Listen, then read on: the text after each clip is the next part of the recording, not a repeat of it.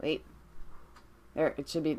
Welcome back to Resistance Chicks. We're your hosts. Oh, wait, let me make sure the mic's right, too. I guess I was so preoccupied with everything else, I must have missed my regular steps. Okay, we're all good. We're all good here. Hi, how are you? Today is the 8th of December, 2019. What happened to the camera now? I don't know. Can we not have a black background? No, I'll fix it. It's fine. No, normally I want a black. There we go. See, now we're like normal colored. Hi, how are you? So, you know what today is? You know what we were supposed to do on Friday? The drawing. The drawing. But you know what? You know why I'm glad that we didn't do the drawing on Friday? Because we're going to give you guys an opportunity, which isn't good for the people that already entered, sorry. But for those of you that want to still enter the drawing today, I guess I'm going to probably put it in my Viking hat. We're going to put all of these names. If you send me an email to Masfaith, that's MASFAITH33 before the end of the show today, the live show, we're going to do a giveaway of a t-shirt for the Girly Girl Case Shop on Etsy. Deb, I think her name's, it was Debbie. There's so many Debbies here. But I do know that I'm just going to reveal her first name is Debbie.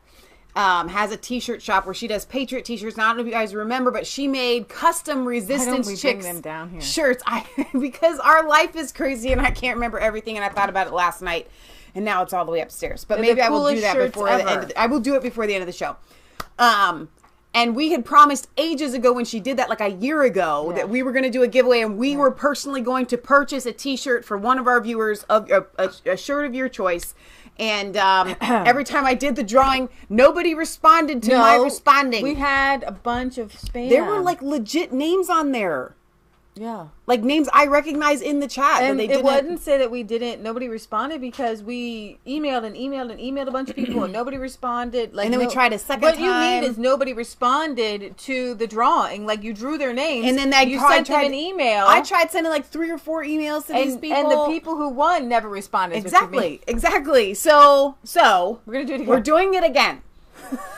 And I want you to submit. I've already got, I think, 7 names. It's the virtualness of what we do. I've got 7 names. If we had a room full of people, it would be way different than if, virtually. All right, guys, we want to jump right into the news today. Hong Kong, again, being rocked with protests today. 1 million people taking to the streets. Speaking of protests, Yellow Vests have shut down train and multi-transport traffic for the 4th day in a row. We'll see what happens Monday when the workday starts again. And then our next 3rd biggest story of the week is we and our brothers and sisters over in the UK have an election this week to decide the direction that they would like the nation, the Commonwealth, the commonality, the UK.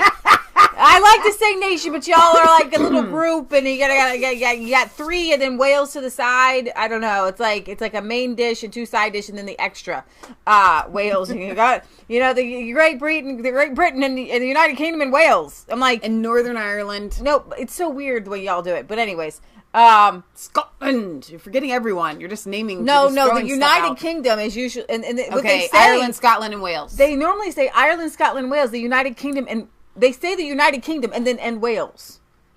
I've heard that like several times. Okay. I've heard that several times. The United Kingdom and then Wales. So it's like, what? Okay. Well, anyways, whatever. I thought that Northern Ireland was always the last one that they listed. I don't know. I can't keep it straight. Okay. So, anyways, you have an election December 12th.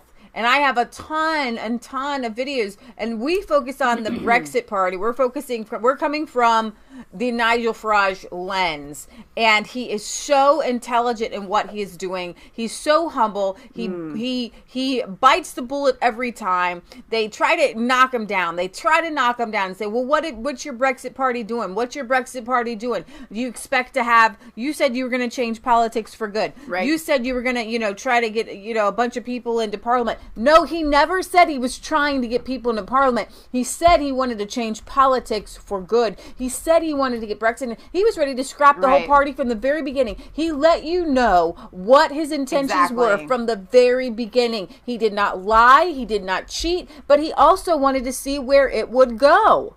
And that's the thing I think that people are missing here. They're missing He's the not fact a that prophet, by the way.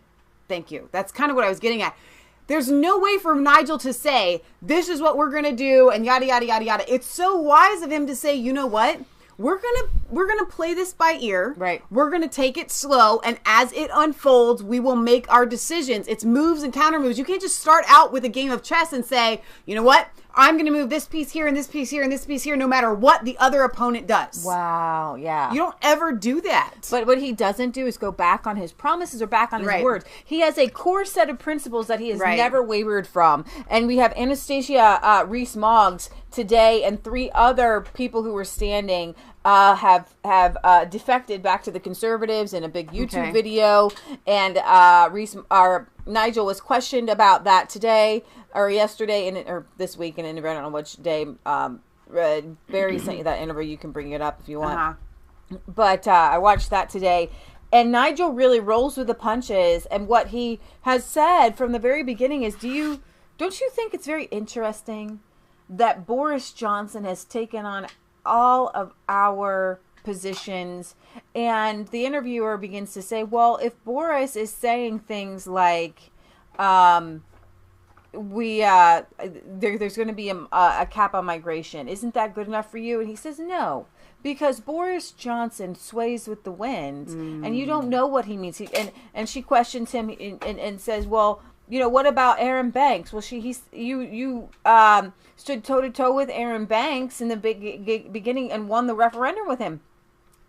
And Nigel says, Aaron Banks has never been on the side of the Brexit party. So for him to tell everybody, you know, don't look to the Brexit party, there's going to be that is just a bunch of rubbish, because isn't that good enough Aaron Banks is selling himself out. And Anastasia is selling out her. She's selling herself out. He says, I'm not selling myself out. They've broken with our principles that we decided that and it was, Nigel said, this is Brexit. Okay, we want to be not just out of the customs union, but to be able to make deals with any nation at any time. Yeah. The big one I'm going to show you a video today is on defense. Okay, the scariest thing to come out of the EU since it was created by former Nazis is the fact that they want an EU army. That's not a cool thing. All right, so that's the overview of the show today. I hope you enjoy it. We're going to go all around Europe and touch a little thing around the world. This is our Sunday show where we focus not on the United States and United States politics, but we go and we realize that we are part of a collective. We're part of a bigger world. And outside of ourselves, there are commonalities, common principles, as John Locke would say, the rights to life, liberty, and the pursuit of happiness, life, liberty, and property. Those are the rights that every human being has a right to. So I should actually have brought it up. Mark the Evangelist shared with me a couple videos this week, which I watched, on the coffin houses, basically, in Hong Kong. The Hong Kongers they have many reasons to be out marching. Yeah. And one of those reasons is that land, there's a ton of land in Hong Kong. And yet Hong Kong is the most expensive place to buy property, to live in the entire world. The Evangelist. We're talking more expensive than New York. We're talking more expensive than the East Coast, especially when you factor in the average wage. And some of these people spend $250 or $300 a month to live in a cot size area that's stacked one on top of another. One guy spends $1,500 a month for him for him and his wife to live in almost the same size of our little studio here. Wow. And the government of China owns all the land. There's plenty of land that could be developed, that could have good housing.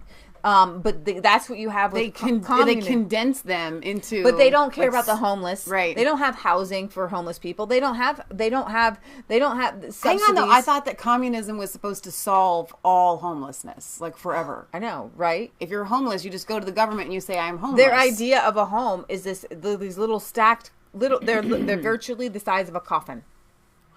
And so yeah. Anyway, so I'm going to play some videos. 1 million people out today. Protesting. This is a movement. There's a fervor in the streets here. in Hong Kong. There isn't necessarily something that anything that Beijing can do to stop this. Hong Kong, we are afraid of an oppressive regime. They are not. We wait for the politicians to oppose the oppression. They don't. We ignore students. They support. We are cowards. They are not. I don't know exactly what that means, but I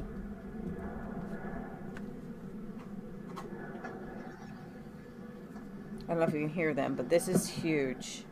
The streets are just filled with people here. It's massive. It's absolutely massive. So I do have a picture here really quickly of these, what you were just referring to, so we can give people a little bit of a visual. Here, that's actually me searching. Yeah, there we go. So let me just make one of these like bigger, right? Yeah. This is the spot. This is like, this is what they get. Like, let me open this in a new tab. See if it'll get any bigger for us. Yeah. So this is like a home. Yeah. There's not even a bed there. Right. Like that's literally just like a little mat moved out of the way. And they have little common areas. Maybe 4 or 5 families might share their tiny, tiny little kitchen. There's fighting. There's arguing. It is horrible for the soul. Horrible for the mind. It's basic imprisonment. Is this it right here? There's some of them inside the coffin homes there. You can maybe even bring up the article because that doesn't show you the inside. I'm not logged into your Facebook and I didn't want to mess with that on here. So. Well, no, it says there was an article to that picture. Oh, this one right here? There was an article to the picture. Okay. So inside the coffin homes. Yeah. Of the world's most expensive city. Hong Kong has the smallest average house size in the world, and it's the most expensive. So residents are having to come up with alternative solutions to regular living. Click through the pictures there, just kind of get an idea. Click through the pictures. So that's why it's the most expensive city. I mean, look at it. They probably pride themselves. That's just more ads. That might have been. There might be more pictures after the ads. I think there's 45 slides. These aren't. This is just different articles, Leah, that I'm scrolling through. Oh, okay. So forget that. That's it. That's all there is to that. Okay. It says click ahead to see more photos, but they lied. Okay. So anyway, these are some vision. This is really, really horrific. You can bring up a coffin house video on YouTube. There's plenty of them.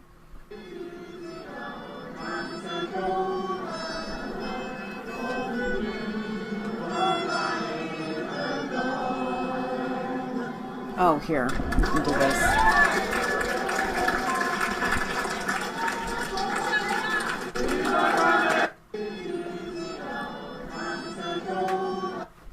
So yeah, it's very moving. Chants of fight for freedom, stand with Hong Kong, echoed as demonstrators in Hong Kong marched in the largest anti-government protest since the elections.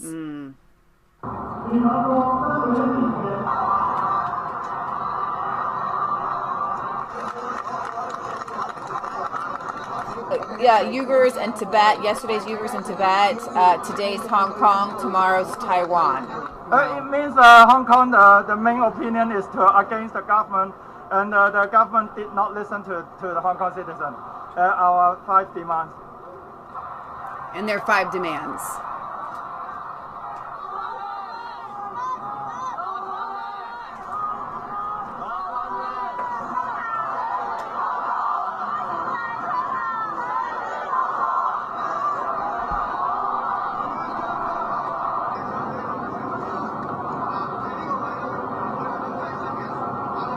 This is unbelievable. There are young people, there are old people. What started as kind of like a young people movement has now turned into the largest. It says organizers of a massive pro-democracy march in Hong Kong said some 800,000 people. I'm sure it's well over 1 million. Just so many people. The largest turnout in months as the movement marks is half a year of protests and unrest here. And now they're still going. They're going all day, and now with lights aloft with their mobile phones here. We're going to label this the light of freedom, maybe. And of course, Mom will take this section and make it its own video, which is what it's really important to get out some of these world-changing videos. We can only put so much in our Sunday title. Obviously, this is just it's unbelievable. It's literally, this is the freedom and the push, and I think that they feel us around the world rooting for them. And there is something that can't be stopped there. It absolutely cannot be stopped. It just can't be stopped. It says, this one says, Hong Kong police demonstrating how to not de-escalate. Ordinary bystander is hit with pepper spray here. Oh. I don't know if you guys saw that or not, but try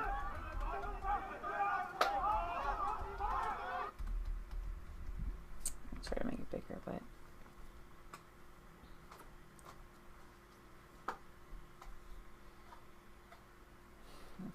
try this again here. So I do have those. I have like a small video we can play on the talking thing houses. So unfortunately, here we go. We're walking away, and you're getting pepper sprayed as you walk away.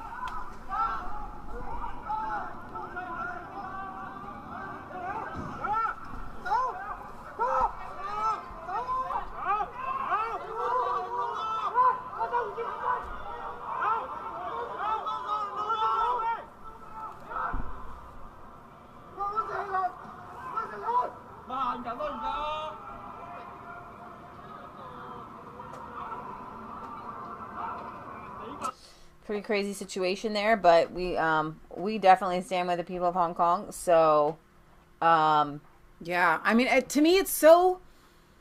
I don't think there's a proper word for it because exciting kind of makes like invokes like, oh, this is a happy time. It's not a happy time, but at the same time, it's so important for us to catch their spirit of righteousness in what they're doing, and it is encouraging to see them standing up, and I think that we're going to see a huge change, and I think that it's all connected worldwide.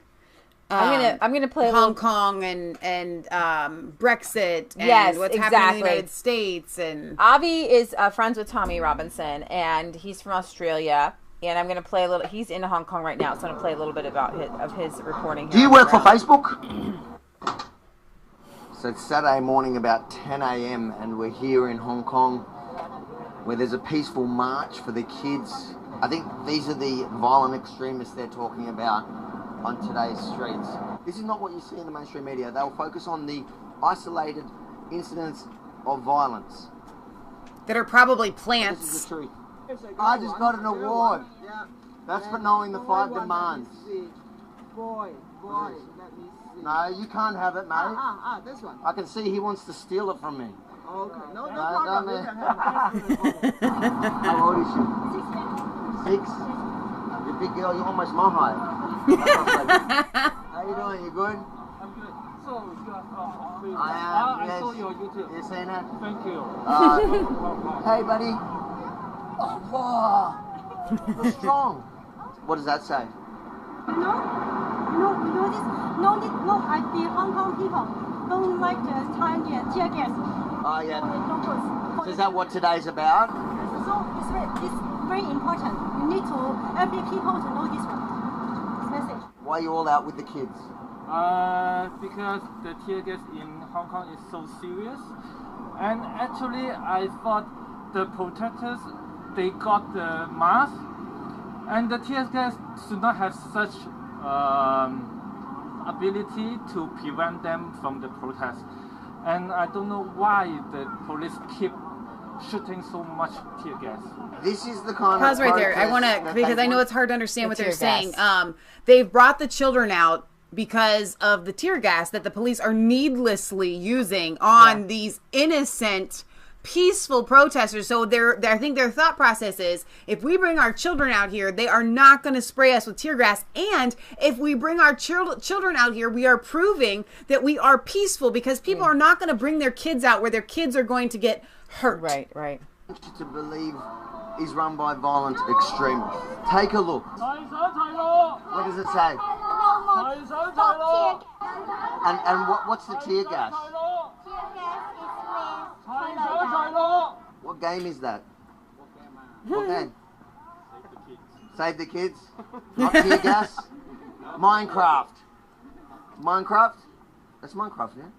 People just exercising their basic human right of freedom to protest.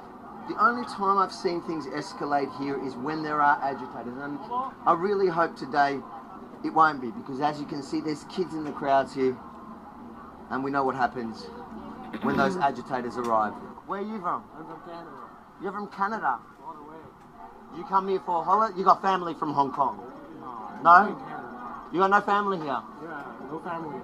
You look like you're from Hong Kong. I'm not, actually. I'm not. Is it just a mask? It's a face mask? Just a mask. Yeah. Ah. So what did you come here for? I'm coming here for holidays, but I saw like this. I guess I was born in Hong Kong. Right? You were born here, so your family's originally from Hong Kong. Yeah. Ah. And what do you feel so far? I feel sad about the government. I'm very depressing, you know. How long you been here? How long been here? Like this trip? Like 2 weeks. 2 weeks. And were you here at the university when the siege happened? You've been here the whole time, haven't you? Yeah, I'm here. And so you've been. What have you witnessed here as a Canadian? I think like the police is like useless. Like they're putting like too much tear gas or other stuff. And have you seen it, or you haven't been to any of the I've seen one of them. You went to one of the protests, you saw it? Like 2 days ago, there's in Nathan Row. Did you go there to protest, or you were just in the area? I was in the And you happened to see it? Yeah, I was here. I saw it already. What do you think about Justin Trudeau? Justin Trudeau? I love him, man. You love Justin I Trudeau? love Justin. Do you think he should come to Hong Kong? I think he should, man. He should? What do you think? Do you think he's brave enough to walk the streets of Hong I Kong? don't think he's brave enough. But you love him? I love him. What do you love about him? I like his like politics. Which ones? You're gonna get in trouble. Nah, good on you. Good man. That's funny. Okay. Okay, but here's the deal about Avi. You know, he didn't take advantage of that situation. Oh, sure. He didn't try to put that guy in a bad light, and I love that. Right. You know what I mean? You know what? Fine, you're here. You're protesting for You the know what? Hong Kongers, That and it doesn't matter. Here's the thing. What it goes to show is that this is a bipartisan Partisan. issue, and Yeah. that is actually what's It's really, really beautiful. important here is that when the whole world can see that there's corruption, when the whole world can see that there's something going on, then we can all get behind it. And I think that that is what is so exciting here about what's going on in Hong Kong. I agree. So there have been, I wouldn't say it's the same kind of fight, because it's definitely different. But France has it. Wait, let me go to Oh, before go you ahead. move on, because we were going to do the coffin houses. Do you want to do them? Yeah, or go not? ahead. This is another reason why, like, the kind of an unspoken reason on why there is such a big protest, because the Hong Kong people have been oppressed in many, many, many ways by the Beijing government, but the biggest one right now for them is definitely the communist government wanting to extradite people and just to gain complete autonomy and control over Hong Kong.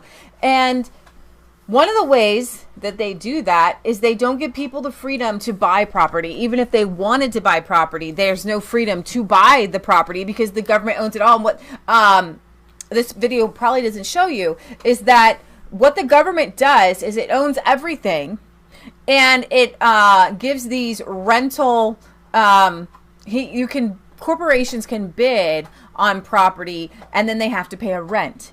Right. And so sometimes this can go up. The most recent, a small property front went for like $1 billion. So there is literally no way for the average person to just go buy some land and build a house because the government owns it all. And they say that Hong Kong is the freest market in the world because they don't have, like, from what I understand, the taxes aren't really high. The only way Hong Kong, or the main financial, Hong Kong is run by these rents. And so you have all these high-rise buildings, super high, and they go up as high as they can because they need to recoup their rent that they have to pay to the government. And so what you're doing is you have literally negated the people to slaves. Yeah. And when you don't have a right to buy property, you're not living life. Okay? You're not living life. The government, we should have the right to switch and buy and trade land and property the world over. Okay? Land. If I had to really put my finger on something, the reason that the communism is so evil is they don't give you the freedom to just own land and do what you want and do what you need on your own land. It's a human right. It's John a basic Locke human right. Life, liberty, and property. Life, liberty, and property. John Locke in England at the time. You can't keep people trapped in their country and literally make it so they cannot buy land. Tenants and tenements were the big thing. You know, you had the lords, and then you had the peasants. The lords owned the land, and the peasants always rented. Right. Always rented, and that's they how make it they so would that have you an can't annual income. Not rent. Like, you have to. It's forced renting. Yeah. And that is it goes against the laws of nature and nature's God. Right. And that to which we are all entitled to the ability to get land. So, which is why so many people came to America, because they wanted land. Which freedom video is about land. do you want me to play? I have no idea here. I just literally put it in here. The 3-minute Well, it looked kind of like they were going to show the protests and stuff. I didn't know if the Vox one with almost 10 million views would be That's better. fine too. If you write anything on Of course there's an ad. Skip in 3, 2, 1. All day. It's more expensive to live in Hong Kong than anywhere in the world.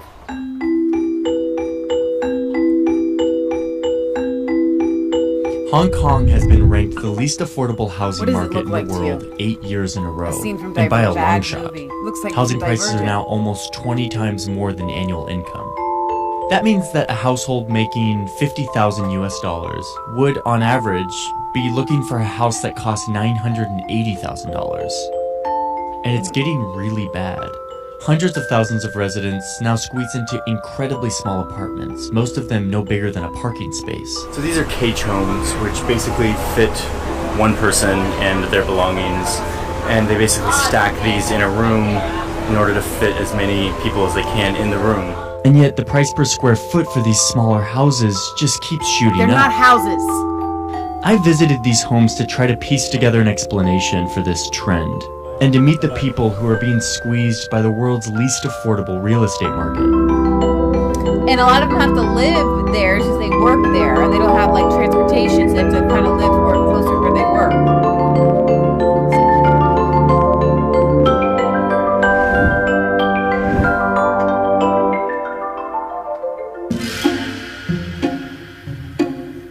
So their home is basically a bed. There are tens of thousands of people in this city who live in spaces that are between 75 and 140 square feet. For some perspective, a typical parking space in the US is 120 square feet. 所以好困難，始終呢度係黑暗嘅，即係一入嚟到唔見唔到光㗎嘛。 I'm gonna skip ahead a little bit. One of the most I've seen this one a while. 藥品啊，好簡單嘅啫。 What makes this model work is that they have a bigger communal space where they're able to have their cooking and their washing in the bathroom open to everyone so that they can save space and save money in their actual living room. Running out of land? Let's see what the drone says about this. Flying over Hong Kong, you start to see that while yes, there's a very dense urban landscape, there's also a whole lot of green space.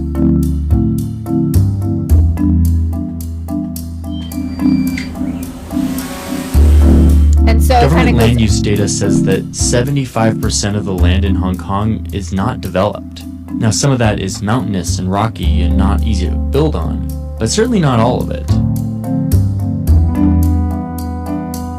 So I posed this question about density to two experts. One is so that's what I watched, and that's what I was talking about. So that's the cage homes that everybody lives in, and it's just really, you can only fit in. It's abuse. Yeah, that's $267 for that little space. Get out.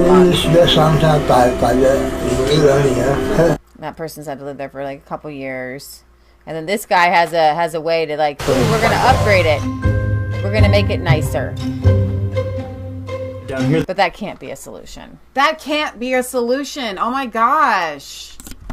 So that is insanity. Oh my goodness. So here's the deal. In this world, we are actually meant to be an agrarian people. That's just what we are. That's how we were created. Yeah. And so these people, no offense, like they don't look healthy to me. Oh no. It's prison. These are okay.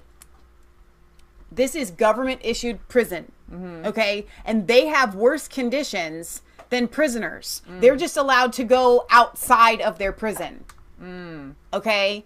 Prisoners get put in cages and stacked. They are literally in prison in Hong Kong, and they are financially, they have been put there. And the fact that Hong Kong is supposed to be the most prosperous city, you know, I mean, so of course they're protesting. This is a huge thing. And so when people in like the NBA want to say, how dare you take this position? Hello? I mean, come on. Could you imagine that those NBA guys wouldn't even fit in there? They'd have to be like this the whole time. Very true. And would they start to protest, and would they want other people? You know, they would want other people to protest for them, right? Exactly. And that's the ticket there. Just such, you know, disconnect there. Why they can eat so much food that they, all the food that they want. Right. They have. I mean, even in America, if you have 3 or 4 kids and that you get a place with 3 or 4 bedrooms, it may not be nice, but it's government housing. Though, hang on though, because this right here is case in point. When on our show, and I say this all the time, like lower class in America lives better than the upper middle class around the world. We are so spoiled. When we were at our poorest, we had a 2-bedroom apartment, okay, which had a very, I think we've 3 had bedrooms.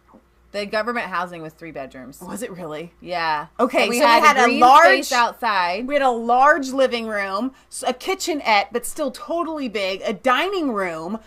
I think that one had 1.5 baths. Okay, yeah, we may have had roaches, granted, but like, it was disgusting and roach infested. It wasn't as bad as that. It wasn't anywhere close to that. It got a fresh coat of paint with every new tenant. It had no carpet because it didn't have carpet because roaches. Yeah, but still, I'm just saying, like the lowest of low class, besides being homeless, government housing. I mean, in America, we are so spoiled. Right.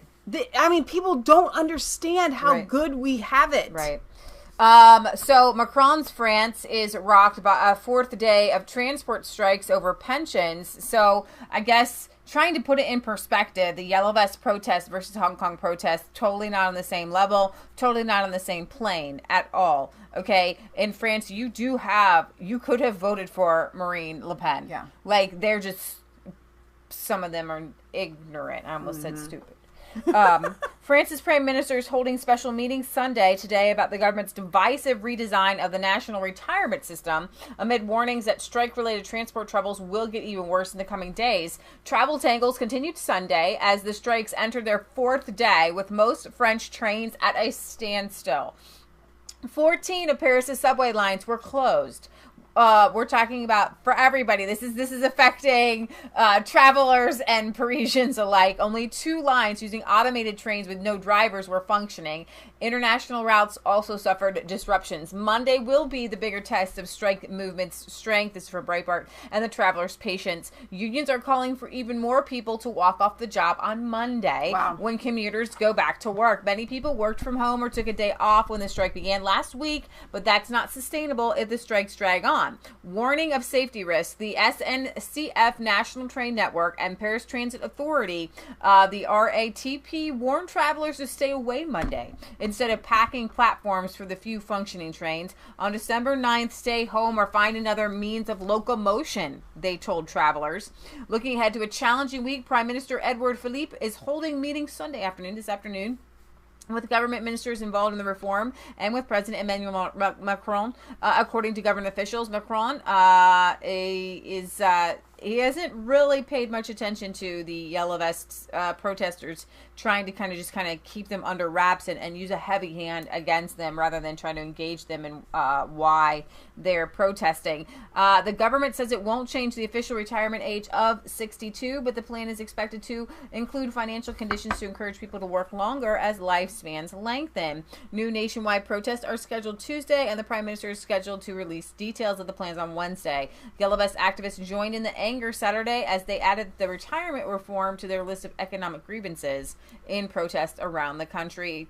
Police fired tear gas on rowdy protesters at the largely peaceful marches through Paris and the city of Western Nantes. So we have mass strikes in France shut down the Eiffel Tower. Trains, schools, and tens of thousands march in France. The Eiffel Tower is shut down. Small groups That's kind of a big deal, right? Yeah. Because a lot of people, when they go to visit France for tourism, they go because they want to visit the Eiffel Tower. So I want you to imagine yourself, even if you've never been to Europe or overseas or to any kind of vacation destination, imagine the main draw is closed down because of this. Like seriously. And this is from the fact that all of their demands have to do with government control of their lives. Okay?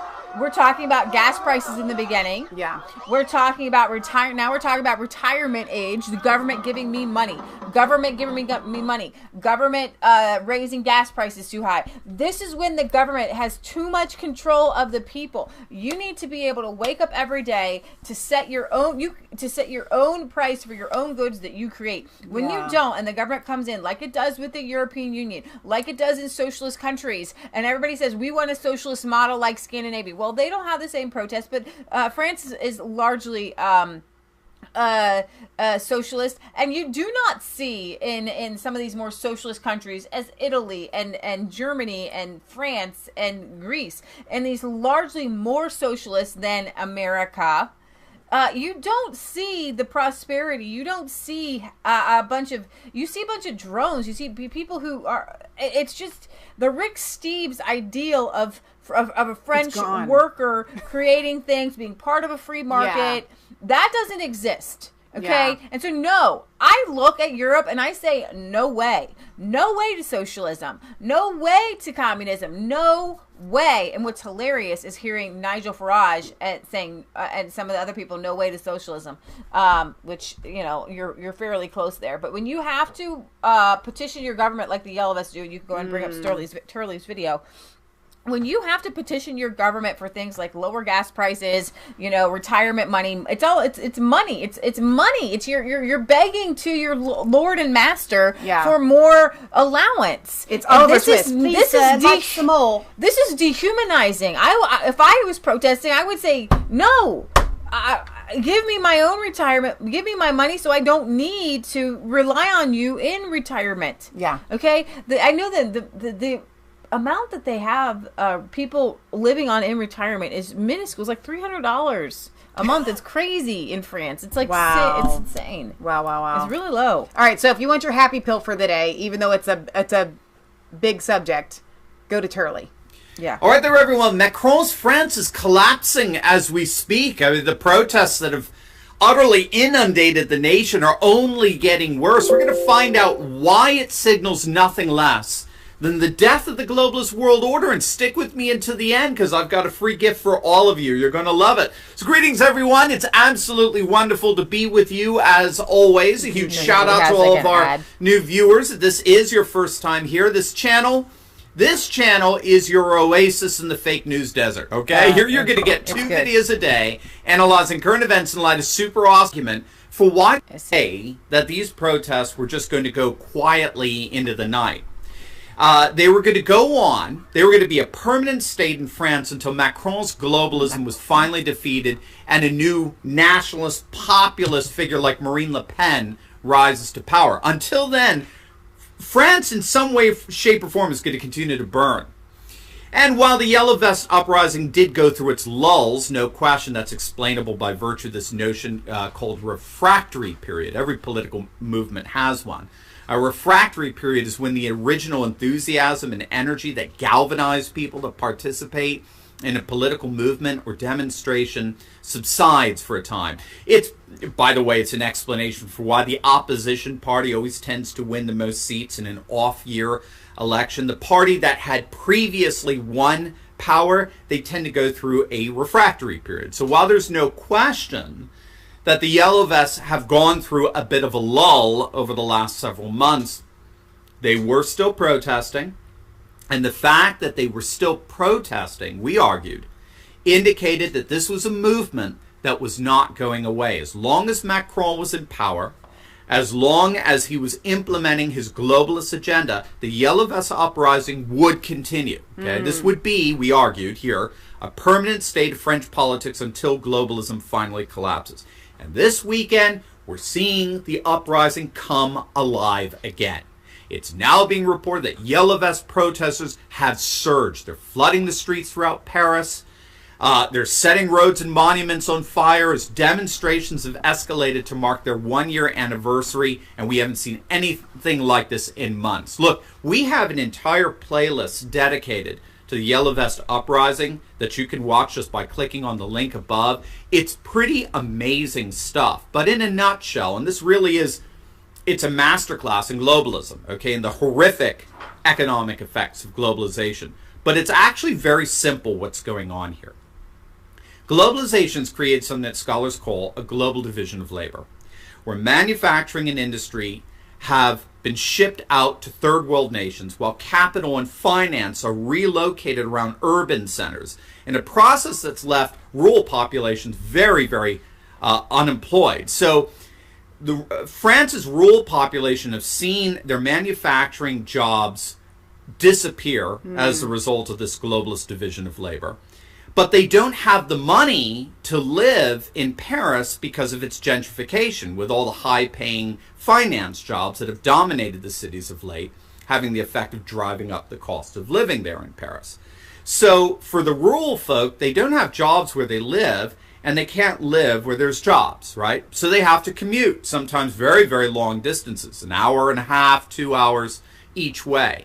And then, back last year, Macron had the goal to turn around and slap a massive fuel tax on these rural workers. So how are they supposed to get to work? And they blew up. And they're still blowing up, rightly so. The Yellow Vest protesters recognize that there's simply no solution within the current governing political order. They're looking not just for Macron's eventual resignation, but indeed the resignation of the entire dominant globalist world order and its globalist division of labor. And that's why scholars and pundits are coming out and saying that the Yellow Vest uprising is indeed a threat to the entire globalist order. You see, what Macron doesn't understand is that the Yellow Vest uprising cannot be quelled by tinkering with this or that. You can't just throw money at them. You can't, reform this program or propose that program.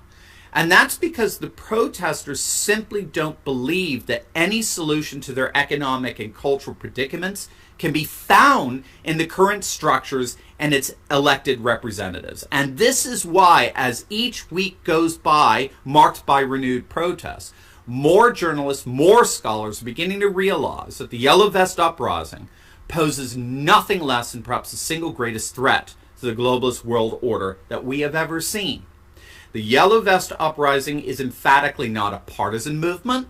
It's not representing any particular party or political platform or policy. In fact, the Yellow Vest uprising, frankly, has nothing to do with any political cooperation at all. And therein is the whole point. The protesters simply don't believe that any solution to their economic and cultural predicaments can be found in the current structures and its elected representatives. And this is why the Yellow Vest uprising is such an existential threat to the globalist world order. What makes the Yellow Vest uprising so dangerous to the current world order is that their unrelenting demands find no possible solution within the given globalist structures and its representative elite. And so Steve Turley is a professor, so he was able to tell you in a more intellectual manner what I was trying to say. The people have no way to live. They're not enjoying life. Yeah. Okay? I'm bringing it down to basics. Well, I was thinking about hope. Yeah. What we have here in America, or we had, and we still do have, is we have the opportunity where if you can watch a movie and you can see someone living a life and you can be like, you know what? I could possibly try to reach or attain that. Something may happen. I may be able to get my feet underneath me and I can pull myself up by my bootstraps and I can make that happen. I can become an entrepreneur. I could start my own business. I could get a different job. I could move to the country if I wanted to. I could move to the city if I wanted to. There's, there is an endless sea of hope in being an American. That's why everybody wants to become one. And as I watch the cage houses in Hong Kong, as I listen to Steve Turley about what's happening in France, is I see societies without hope. There is nowhere. It is prison. There is no way to get yourself out of that. So when we watch, I guess I'm kind of a little bit fed up with the racist line here in the United States, because they'll say that that's what's happening in the inner city. No, if you live in the inner city and you were raised in the inner city, you absolutely in America have every opportunity that you want. It's up here that keeps you bound from reaching potential. Okay. Right. Now they don't have that. Right. They are literally kept prisoner by the government. And I know you said, well, these people in France could elect different officials. So yeah, it's a little bit different than Hong Kong, but they're still stuck. They keep you trapped. But here's the thing: that what it is that they do. In Marine Le Pen, she understood that farmers were committing suicide at a record rate. She understood that the European Union was what was holding down the average Frenchman. Okay, she understood that mass migration was destroying France and destroying Paris, destroying her country. And so, yes, they could have voted. We would see a much different France today if Marine Le Pen and her party were in charge. Right. Okay, she would have pushed back all of against the migration. She would be pushing back against the European Union. She would be allowing for more, trying to get more freedom in and more economic freedom for the lowly French cheesemaker or wine artisan or bread maker or even a small French manufacturing and as he's talking about in maybe some of the rural areas. Marine Le Pen had a plan to bring that back, but the globalization and the global world order is the way he puts it. We can call it I guess the globalist is the best way to put it. Put in Macron because he was one of their own. We call him Baby Macron for a reason. He is the EU's puppet, because what Steve Shirley is saying about France is that France is one of the magic three. France, Germany, and the UK. They are the ones who control the European Union. They're the heads. Everyone else is under them. Everyone else. Okay? And so with that, they knew that they needed to have the arm of France, because now they have a Brexit. They had just had Brexit, right? They had to continue to have with 2016 elections and then 2017 with the presidential election in France. You had Brexit. And then you had France and Germany, the head there with the Nazis trying to be the ones controlling the European Union, trying to Germany and it's in Belgium, Brussels, whatever, but it's Germany. Okay. I don't know where these globalists resided, but somehow it's a satanic stronghold, principalities and powers, demonic. And I'm just going to call it like it is from Germany. They were never seanced. They were never cast out. Or exercise is what I meant to say. Sorry, they are seanced every day. The dead Nazis who have the idea of control of Europe are seanced every day, and you need an exorcism. Okay, you need a Christian exorcism to get those globalists with the globalist mentality of controlling Europe to go back to the pits of hell where they belong. But every day they're being brought up. Speaking of France, Macron's France to create national anti-hate office. French Interior Minister Christophe Castaner has announced the formation of a national anti-hate office. And I bring this up because they have real issues, and this is what they're working on. The announcement of the new office, which will be part of it, the parliamentary gendarmes, how do you say that, comes after 107 graves were desecrated at the Jewish cemetery, which is horrible and awful, but it's not going to be about, let's protect the Jews. No, I guarantee you they're going to be arresting people for things that they don't like that they say. This would investigate. I like the way Katie Hopkins calls it. Hurty words. Right. Hurty words, if they hurt you. The acts against Muslims and Christians that fell, the new office would investigate the incidents at the Jewish cemetery, but would also look into acts against Muslims and Christians, which are happening, desecrated churches all over France. But they don't seem to care about that. Yeah. They don't really seem to care about that. It will also be responsible for supporting all actors in all territories and to make the link with police justice so that the perpetrators of these despicable acts are condemned. Macron's France average of 3 church attacks a day from March 2019.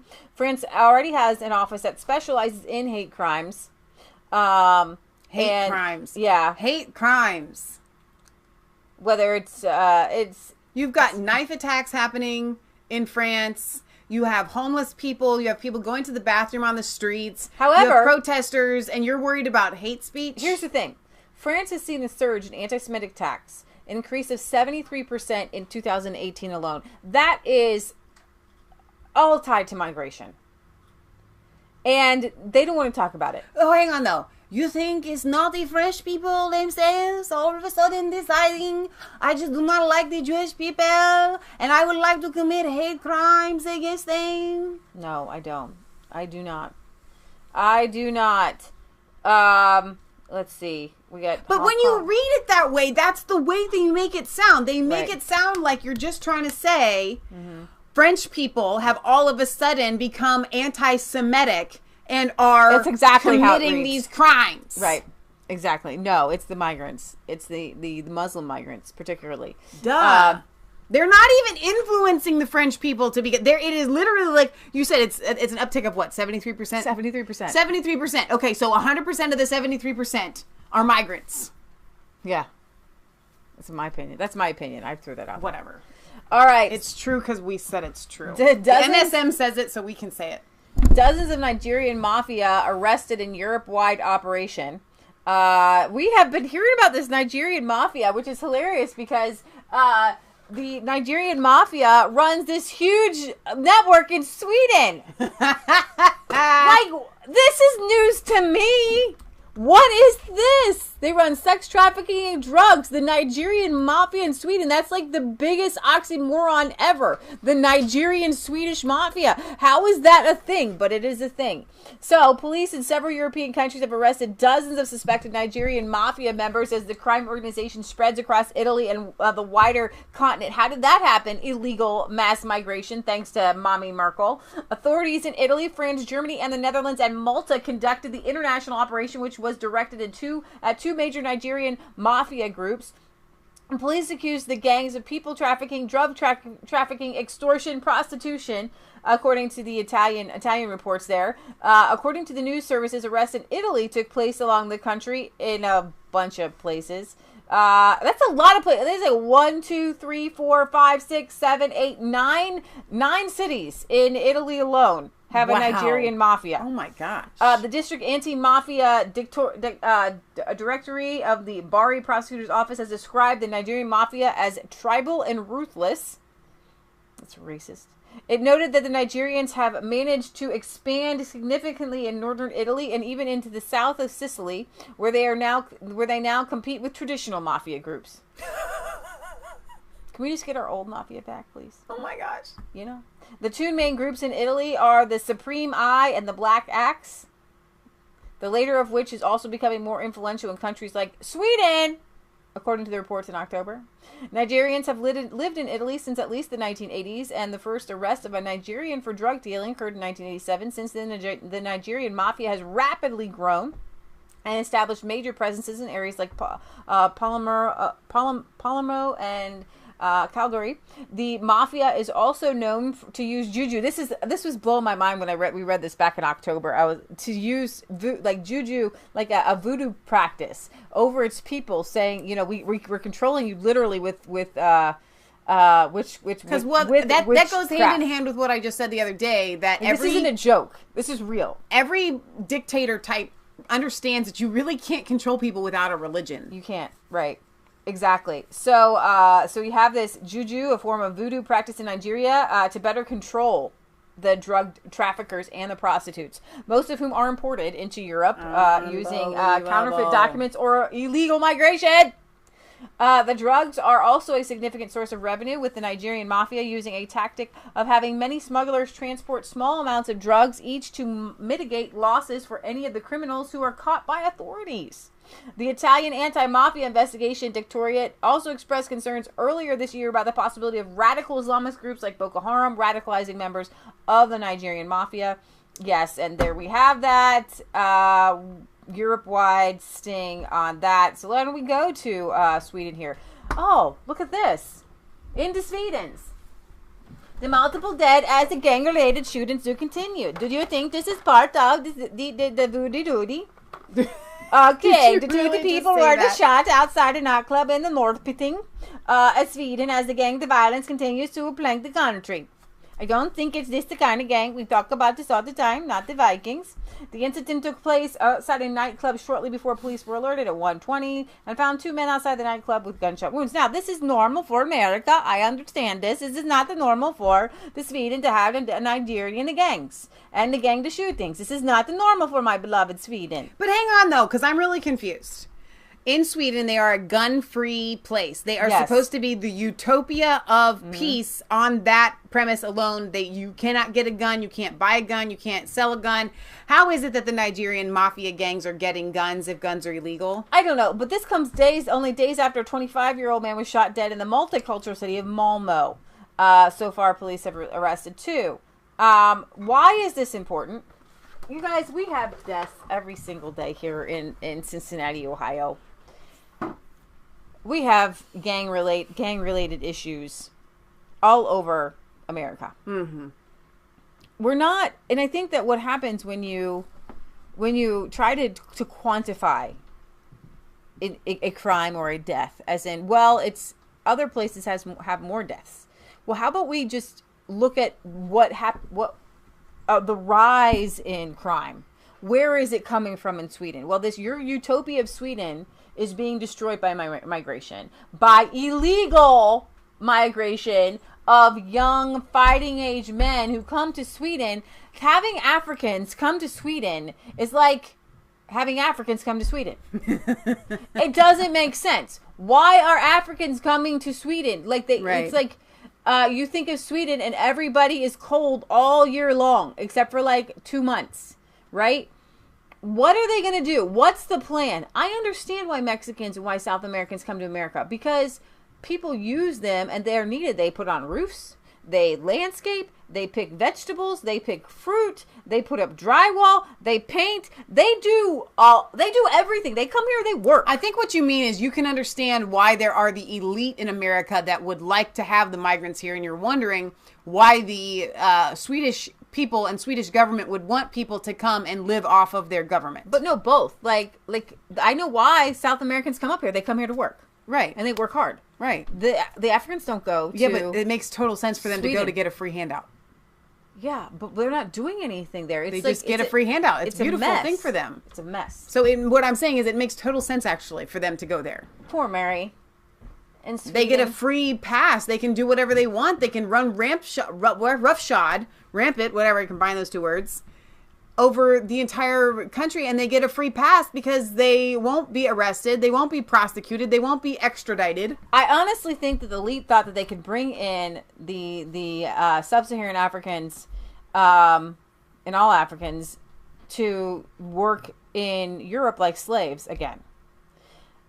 But it doesn't work. How does that work if you're giving them handouts? When you have this social handout thing, right?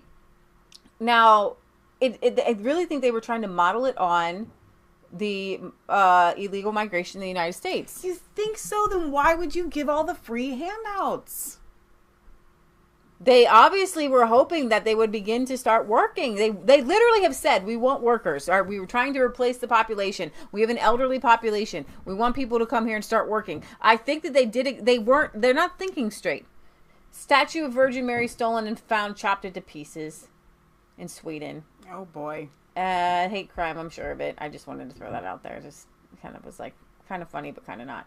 Oh, in France, a French rapper brags about the Great Replacement in a new song. A French rapper from a migrant background has released a song bragging about the Great Replacement theory of the rapid demographic change in the Western world. The song is entitled The Great Replacement. It was released earlier this week by French rapper Younes, who states in the lyrics, "The Great Replacement, it's your daughter who likes me, who will make me children. The Great Replacement is me, then them, then you. The bad guys are us," the rapper states, going on to add, "I'm rare, like the whites of Gare du Nord," in reference to the train station in the northern Paris, where an attack by radical Islamist terrorists in 2017 was foiled. I'm wondering why this man is not arrested.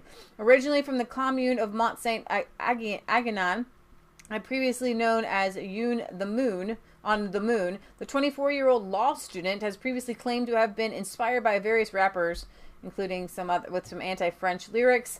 Last year there was another one released, another Meddyne released an album titled Jihad, which drew ire of many when he planned to perform a concert at the Bataclan nightclub in Paris, where 90 people were brutally murdered by radical Islamic terrorists. Do you think these people don't know what they're doing?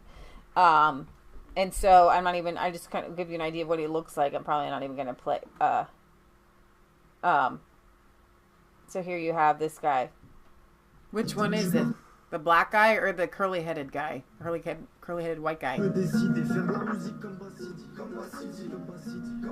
It's the curly-haired guy, I guess.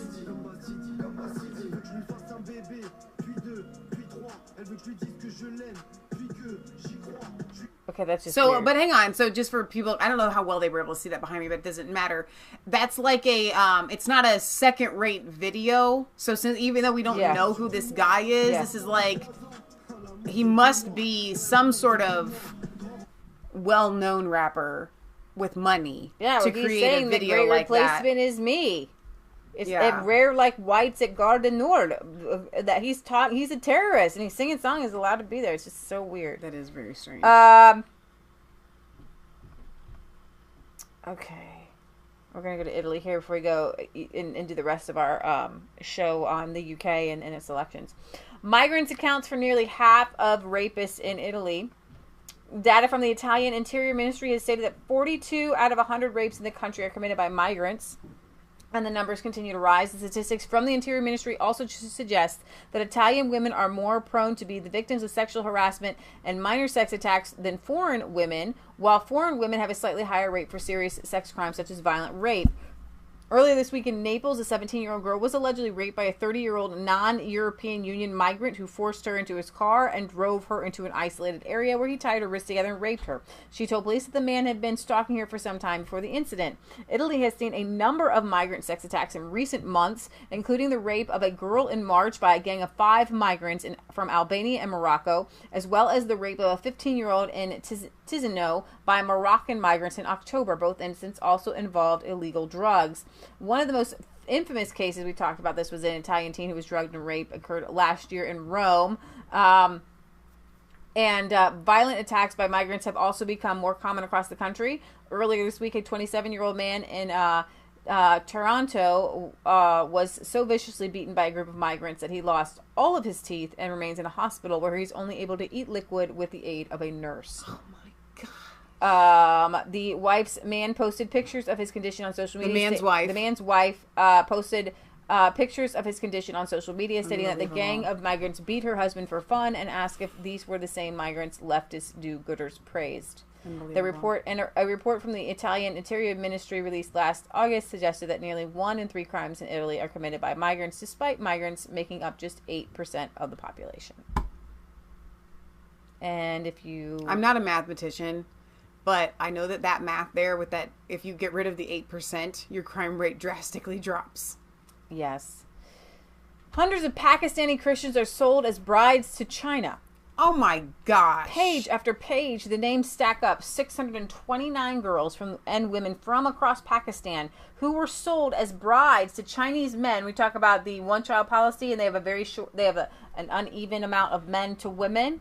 Have been brides to Chinese men and taken to China. The list obtained by the Associated Press was compiled by Pakistani investigators determined to break up trafficking networks exploiting the country's poor and vulnerable. The list gives the most concrete figure yet for the number of women caught up in the trafficking schemes since 2018. But since the time it was put together in June, investigators' aggressive drive against the networks has largely ground it to a halt. Officials with knowledge of the investigations say that it is because of pressure from government officials fearful of hurting Pakistan's lucrative ties with Beijing. The biggest case against traffickers has fallen apart. In October, a court in Faisalabad acquitted 31 Chinese nationals charged in connection with trafficking. Several of the women who had initially been interviewed by police refused to testify because they were threatened or bribed to silence. At the same time, the government has sought to curtail investigations, putting immense pressure on officials from the Federal Investigation Agency pursuing trafficking networks, says Salim Iqbal, a Christian activist who has helped parents rescue several young girls from China and prevented others from being sent there. Wow, amazing. FIA officials were even transferred. When we talk to Pakistani rulers, they don't pay any attention. Asked about the complaints, Pakistan's Interior Minister and Foreign Ministries refused to comment. Several senior officials familiar with the event said investigations into trafficking have slowed. The investigations are frustrated, and Pakistani media have been pushed to curb their reporting on trafficking. The officials spoke on condition of anonymity because they feared reprisals. No one is doing anything to help these girls, one of the officials said, who the whole racket is continuing and it is growing. Why? Because they can get away with it. The authorities won't follow through. Everyone is being pressured to not investigate. And he said that he was speaking out because I have to live with myself. Where's our humanity? China's foreign ministry said it is unaware of the list. The two governments of China and Pakistan support the formation of happy families between their people on a voluntary basis. And blah, blah, blah, blah, blah, blah, blah, blah, blah. Happy families. Yeah, Christians are targeted because they are one of the poorest communities in Muslim-majority Pakistan. The trafficking rings are made up of Chinese and Pakistani middlemen and include Christian ministers, mostly from small evangelical churches, who get bribes to urge their flocks to sell their daughters. No way. It's pretty sad. It's not known how many more women and girls were trafficked since the list was put together, but the officials said the lucrative trade continues. The Chinese and Pakistani brokers make between 4 and 10 million rupees, which is about 25,000, 65,000 from the groom, but only about 200,000 rupees, 1,500 is actually given to the family. So the brokers are making big bucks. Just $1,500 to the family. The official with years of experience studying human trafficking in Pakistan said many of the women who spoke to investigators told of forced fertility treatments, physical and sexual abuse, and in some cases forced prostitution. Can you imagine selling your child for $1,500 and the broker gets like 45 grand?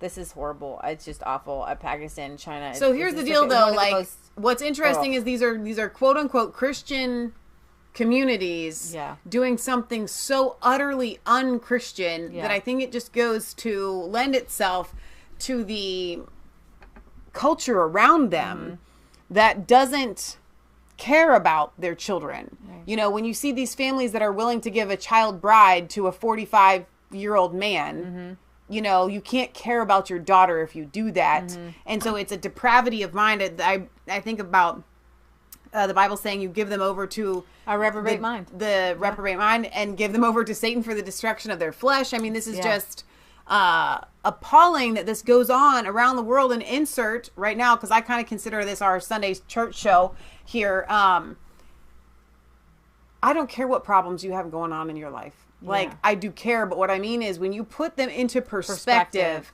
of what is happening around the world, you or your daughter have more than likely not been sold to a rich man in China. You're not living in a cage house. Like, I understand sickness. I understand us having money problems. I understand friendship issues and relationship issues and not having a job. But we live in America. And if you don't have a job, you can at least go to McDonald's and get one. And get yourself standing on your 2 feet. Like, nothing in America, aside from being so sick that the doctors can't fix you, is that bad. And so, in putting that also into the biblical perspective, is that you've got to continue to fight for your rights and spread the gospel where you're at for everybody else. All right, so now we're going to go to our UK a segment here. How much do you love Diane Abbott? So we're going to talk about Brexit. The greatest mathematician and mind. Well, it looks like her son has taken a little bit the apple doesn't fall far from the tree. We're going to do our we call these commercial breaks, stories that have nothing to do with anything else. Diane Abbott's privately educated son charged with biting police officer. James Abbott Thompson, son of the Labour Shadow Home Secretary Diane Abbott, has been charged over an evidence in which police officers were allegedly bitten and spat on. I'm sure that he was in daycare, and that's what caused that, because a lot of daycare children bite.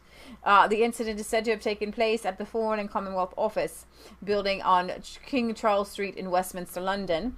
Abbott Thompson, whose mother will have particular responsibility for law and order, national security and immigration if her party leader and alleged former lover, Jeremy Corbyn, becomes Prime Minister following the British elections in December, previously worked for the Foreign Commonwealth Office and was posted to the British Embassy in Rome until June 2019. He is accused of striking and spitting on one police officer and biting another on the thumb sometime after arriving at King Charles Street building and asking to speak to an individual who is not available. All this finger biting going on. The Crown Prosecution Service has confirmed that Abbott Thompson will appear at the City of London Magistrates Court in February 2020 in connection with the incident. He bit a police officer. I'm trying to wrap my head around your hand. That. Yeah, my hand around. It's too good. Oh my gosh. I know. I don't know where to go from there. But Lib Dems to impose gender-neutral schools, gender X on passports, right to self-identify if they get in power. The Liberal Democrats want to make it legal to change gender at will and force all schools to introduce gender-neutral uniforms. The Gender Recognition Act of 2004 enables transgender individuals to apply to become the gender they identify as, legally following a process which includes medical oversight. In 2016, the Conservative government ordered a review of the law to investigate whether the country should make it easier to receive a gender recognition certificate, for example, by simply self-identifying as another gender. Looks like the proposed changes by the Lib Dems says require schools to introduce gender-neutral platform policies and break down outdated gender stereotypes of certain subjects. So this is Jo Swinson. She is the head of the Lib Dems. So you've got Corbyn, you've got Boris, you've got Nicola Sturgeon, and you have Jo Swinson, which all have, quote unquote, the possibility to become PM. It's not going to happen for them. We will completely reform the Gender Recognition Act, removing the requirement for medical records, scrap the fee, and recognize non-binary gender identities. The Lib Dems have also promised to introduce an X-gender option on passports and extend equality law to cover gender identity and expression. But not only does the Liberal Progressive Party plan to break down allegedly outdated gender stereotypes of certain subjects in schools, it will require schools to introduce gender-neutral uniform policies. This would mean either letting boys wear skirts, as Wales recently allowed, or forcing boys' uniforms on girls by banning skirts altogether. The rabidly anti-Brexit party has been dropping in the polls, with even Remain voters turned off by Swinton's pledge to cancel Brexit altogether without a second referendum. So I'm really curious about this. Are there going to be religious exemptions, right? Because I don't know about over in the UK. Here in the United States, we have religions. Like Baptists, some Baptists that wear long skirts, where the girls have to wear a skirt, like they have to. Mm-hmm. And so I find it fascinating that if gender is so fluid, and if gender doesn't really have a stereotype, why is it that the uniform is probably going to include pants? Mm. Why not skirts? Why not make all the boys and girls wear skirts? If gender really is as fluid as they say, does it really matter whether they pick a skirt versus slacks? When you say one flew over the cuckoo nest, you just might as well just put this up there because... Okay, but can I just say this? When you read the phrase gender identification certificate, you know what it reminds me of? All the Jews that registered that they were Jewish. Anytime you get a certificate or a license for anything, be it a child, a marriage, a vehicle, airplane, whatever it is, you're putting yourself into a register. Yeah. You're registering yourself. They are taking information, and it's highly suspect. Yeah. So the fact that they're now wanting everybody to register your gender. I don't know how they would. Now you have a gender registration certificate. If you change it, I think. So, okay, you change it, you got a gender registration certificate, and then all of these people that are a little bit cuckoo enough to change their gender are on a list. It's weird. I'm just saying, don't ever register yourself to the government. This is crazy. You can read some comments. I'm sure there's plenty on that. Oh my gosh. I don't know. Tories and Labour make a big push for votes on last Sunday before the election. So this is the big push. Britain's political parties embarked Sunday on a final hunt for votes ahead of this week's general election, making last-ditch appeals to shore up support and persuade their backers to go to the polls.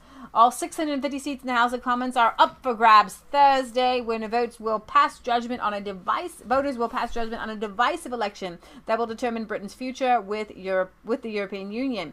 Although opinion polls have placed Conservative Prime Minister Boris Johnson in the lead in Thursday's general election, and analysts suggest the gap is not wide enough to guarantee a majority in Parliament. Johnson urged supporters at a London rally on Sunday to learn from the 2017 election, which saw former Conservative Prime Minister Theresa May fritter away a decisive lead in the polls.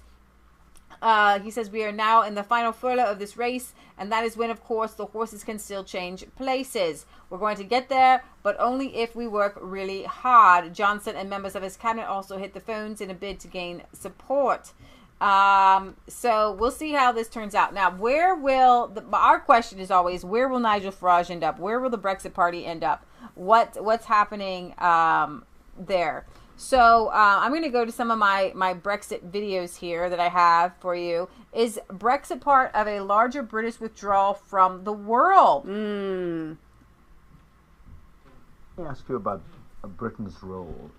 What I notice is that Brexit seems to be part of a larger British kind of withdrawal from the world. And this has begun under several prime ministers. Utter rubbish. It feels like that. You're not rubbish. Interested in the world that much. Utter, complete, total rubbish. Now look.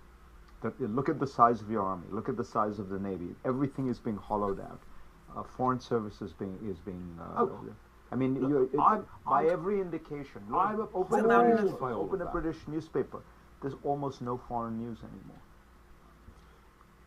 anymore. The existing establishment have virtually since the Suez Crisis of 1956, with a brief 10-year aberration called Mrs. Thatcher. All right, but no, our principle has been managed decline. Managed decline. And that is the defeatism of the British establishment, the thought that we're not good enough to run ourselves anymore. I want to tell you this as a Brexiteer, and in fact, I'm the father of Brexit in many ways. I view Brexit far from being insular, far from pulling our horns in from the world. I view Brexit as the opportunity to reach out to the world. Yeah. Brexit is about us reasserting our place in the world. Do you know, as members of the European Union, we don't even have a seat on the World Trade Organization. You know, we've become nothing. We're becoming a province of the United States of Europe. I think we're better than that.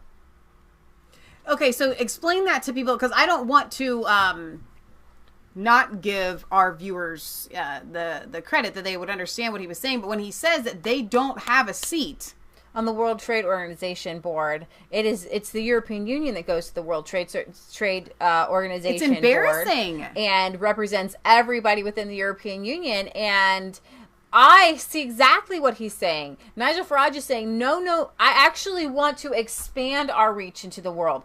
I want Britain to be able to make its own trade deals with everybody. This is not an insular thing. It's actually getting out of an insular mindset. And into the world, because what the European Union is an insular in and of itself. It's protectionist for the European Union, for the powers that be. The powers that be are themselves the big bankers within, who live in these member states of the European Union, who don't care about the people in these member states. Exactly. All right. Thank you, Nigel, for that. Okay. Brexit party stopped by Lib Dem surge. Let's see.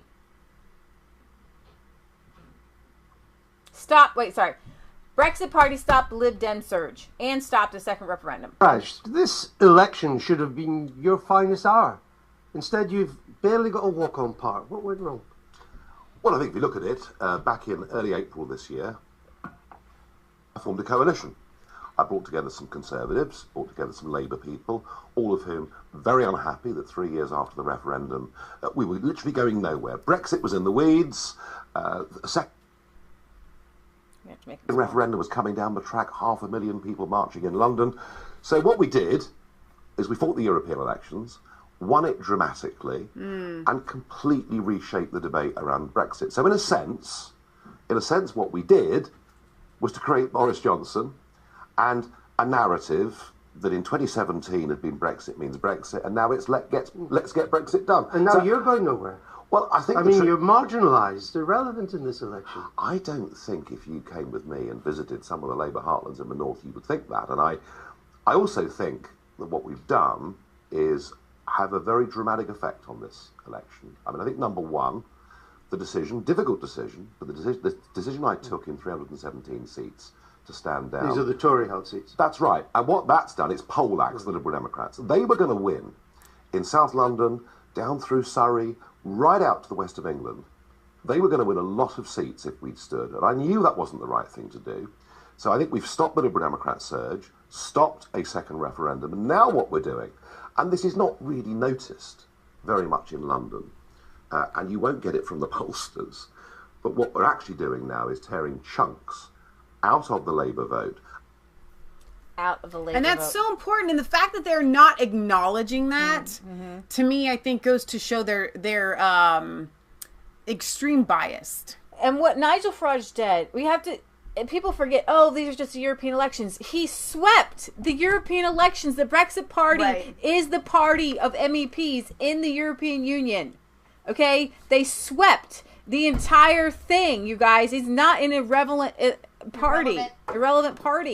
Okay? He pushed Boris. That election is what put Boris Johnson in power. That election is what caused Theresa May to resign. Exactly. Without that election, you'd still have a giving Theresa Nigel May. no credit there. Nigel has literally been the linchpin to keep Brexit in the forefront. Yep. Theresa May would still be prime minister. Okay, if not for Nigel Farage. Right. What he did by creating a party and filling the European Union with those MEPs has brought life into all politics over in Europe. It's amazing what he's done, and he keeps it going. All right. It says, we can fill Parliament with people who will tell the truth and who have the political will to confront our issues head on. The Conservative candidate for Leeds North East has been suspended. I am now the only Leave candidate standing in the constituency. It's time for a change.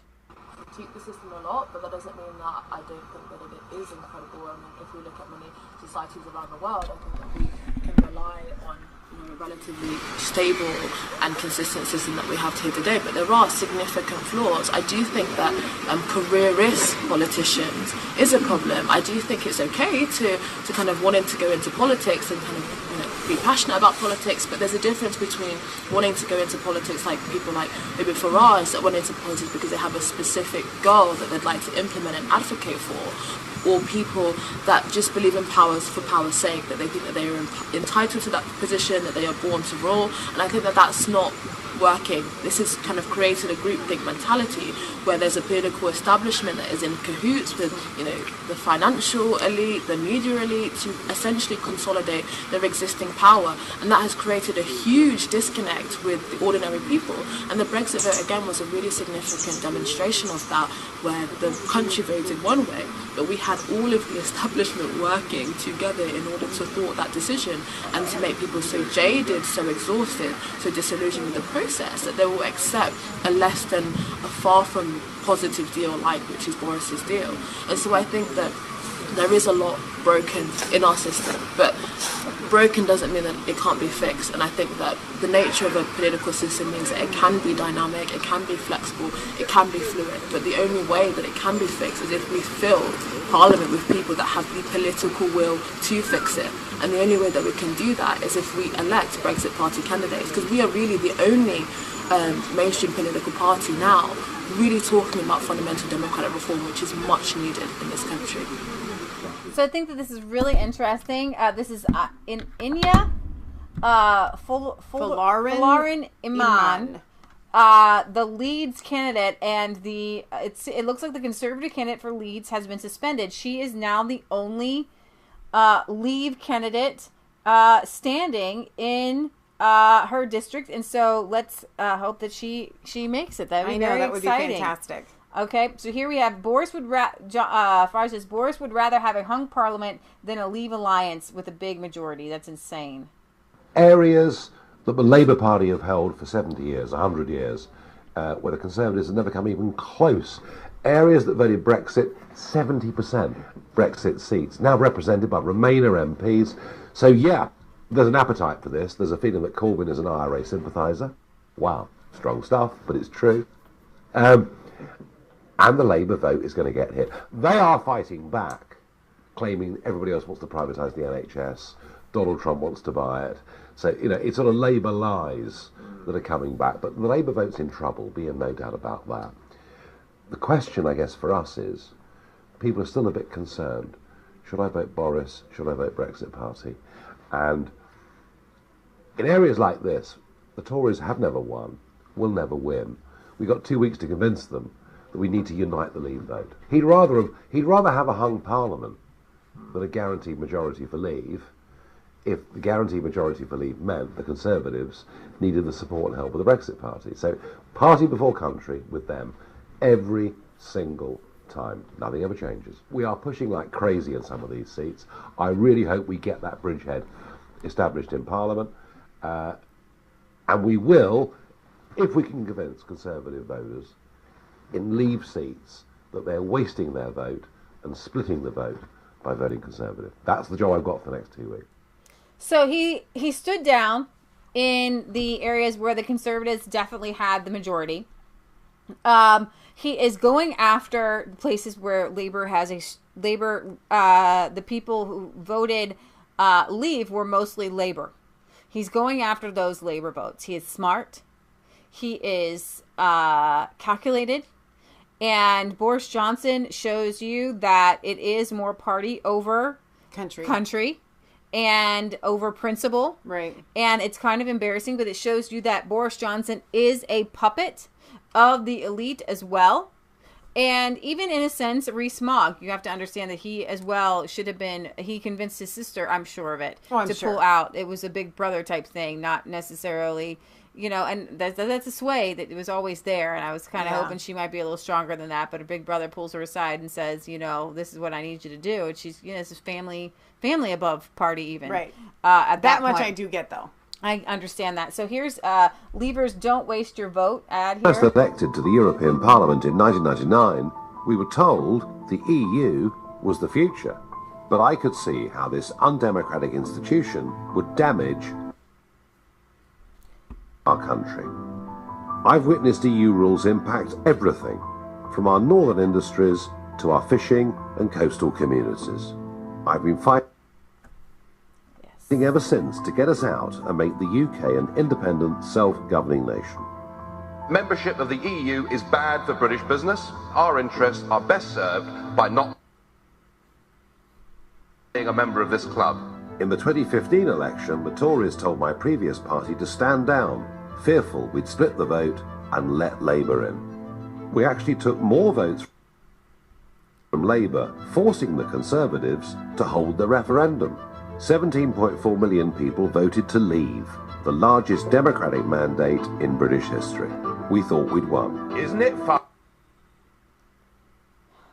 When I came here 17 years ago and I said that I wanted to leave the European Union, you all laughed at me. Well, I have to say, you're not laughing now, are you? But Parliament still blocks Brexit. That's why I launched the Brexit Party in April. Within 6 weeks, we'd won the European elections everywhere in England and Wales outside of London. We won more votes than Labour and the Tories combined.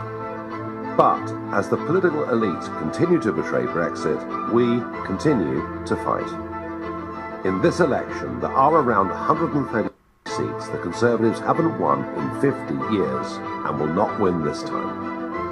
We can. 5 million Labour voters voted to leave. They have been betrayed by Corbyn's Labour, who want a second referendum. These are voters in regions desperate for regeneration. You have two choices. Do you want a Brexit MP who honours the referendum, or a Remainer who wants to cancel the result? Only Brexit Party MPs can hold the Conservatives to account and get a real Brexit done. This is your one chance to change politics for good. Leavers, don't waste your vote. I find that so exciting and so heartening because what I'm looking at is an intelligent British population and leavers that are counting the cost, that are looking at all the cards on the table and are saying, you know what? If I vote conservative and I live in one of these staunchly held labor constituencies, my vote doesn't count. Right. But if I vote Brexit, if I vote for the Brexit party, then my vote actually can make a difference in politics. And that's an exciting place to be at, I think. Just everybody else just voting, your vote doesn't really matter sometimes because the conservatives are going to vote conservatives, the Lib Dems are going to vote Lib Dem, the Labor is going to vote Labor, and, everything is, always the same. Yeah, exactly. And this is one of the reasons why you're leaving the EU. This is Donald Tusk. If you guys didn't know this, I didn't cover it very much this week because I think the rest of the mainstream media covered it ad nauseum. But there was a NATO summit in London this week. Trump showed up. He spoke to all the different leaders. They talked behind his back. He left early. There's a video going around of Justin Trudeau mocking President Trump, saying, he takes these conferences and he talks about and just really just like catty, girly, just awful discussions. And for the United States, the only reason we're in NATO is that you guys don't blow yourselves up, each other up. I mean, why are we in NATO? It's supposed to be like, the world against Russia or something like that. What is NATO? And I know that you guys in Britain, you really want it because I was watching today, I don't know if we'll play the video or not, maybe just a little clip of it, the recent Brexit party rally talking about defense, talking about how the EU wants an EU army and how that the Brexit party stands with NATO. Well, NATO is actually created to kind of keep Europe in balance. That's the United States. What are we doing trying to keep Europe in balance? I mean, it's absolutely insane. Like, you can't, it's like children. Like, let's keep the children from killing each other. Let's make sure the children don't use their weapons against each other today or tomorrow. Let's have our little NATO, right? What is going to, like, the existential threat? Everybody's always existential threat. Everybody's always talking about military. And you wake up every day and you're like, who's fighting who today?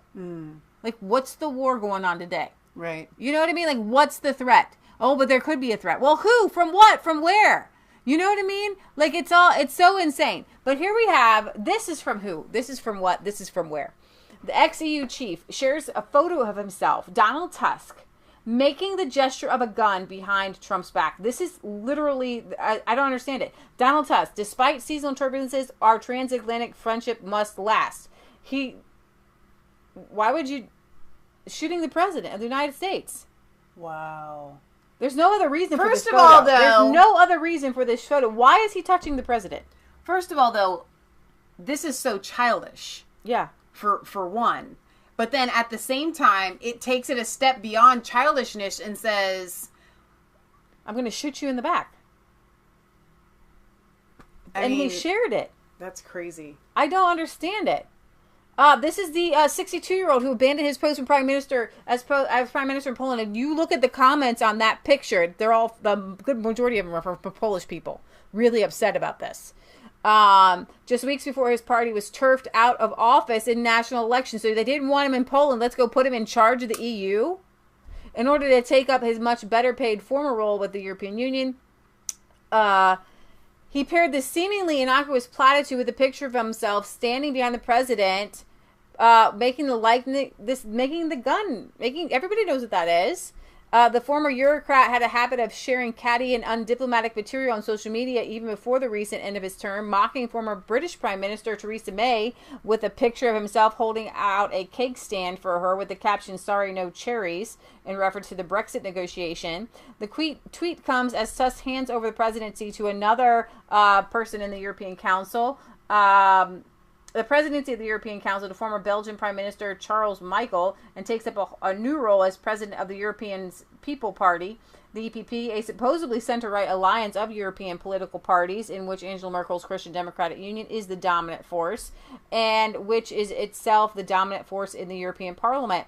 Giving his first interview as leader of the globalist leaning Euro bloc, Tusk He praised Mrs. Merkel as a leader who is ready to sacrifice some internal or national interest to protect Europe as a whole, i.e. puts the needs of the EU ahead of the needs of Germany and its people. He was also heavily critical of Brexit, which he described as one of the most spectacular mistakes, and openly admitted that he asked former British Prime Minister David Cameron if he could simply ignore the British people's vote to leave the European Union, and that he himself made efforts to drag out the Brexit process in the hope that an opportunity to overturn it might arise. Wow. I asked Cameron, is it a decision? Is it an obligation to follow this result? My intention was to at least prolong the whole debate in Europe and also in the UK. With this, maybe it was a little bit naive to hope that it could be reversible. Eurocrat brands Brexit one of the most spectacular, and he did this week, one of the most spectacular mistakes in history, and that it would be better for the United Kingdom and the European Union if Brexit did not happen. It would be better for Europe and the United Kingdom if you didn't happen. Yeah, exactly. If you didn't happen. All right, so go ahead and play this clip talking about the European Army, because we talk about Brexit, but what are you Brexiting from? And at this 9 minutes here, we have one of at the rally. You want it at 9 exactly? Right around there. That should be good. What the last F stands for, forgive me. But in that budget, I was absolutely shocked to see. Turn it all the way up. It's really low. 1 billion euros for a European defence force. That's a 10,000 strong border force, which will operate under a European Union banner. That's not a cooperation force, that's a European Union dedicated force for the manning of the borders and to deal with internal security matters. That should make the hair on the back of your neck stand up. In addition to that, they also have 13 billion euros allocated to weapons development. You know, I used to think of the European Union as a collaborative body for trade. What is it doing with weapons development? That's terrifying. It's an I know. trajectory that institution is on. And the last couple of things I want to say is that there's something called PESCO, which is a permanent structured cooperation set up by the European Union, that actually only came into function in 2017, after the referendum result. And Mrs. May signed us up to that in the dying days of her premiership through a standard instrument through Parliament, without any discussion, without any proper debate. And it's even more startling when you consider that Boris Johnson vocally supported PESCO. PESCO is European Union's answer to NATO. It's their alternative to NATO. NATO has held the peace, as we know, in the European Union, in Europe, for the last 70 years, and they wish to replace it with PESCO. So the direction of travel for the European Union is not benign, as far as defence is concerned. It's actually malign. It wants, like with all things political, to take power away from member states, concentrate it in itself, and project its own power base. So having said that, it gives me great pleasure to introduce someone who knows a hell of a lot more about defence than I do. She's also been a Tory party member for 55 years. She had been a Tory MP for 23 years, and I can confirm that she will not be defecting to the Tory party anytime soon.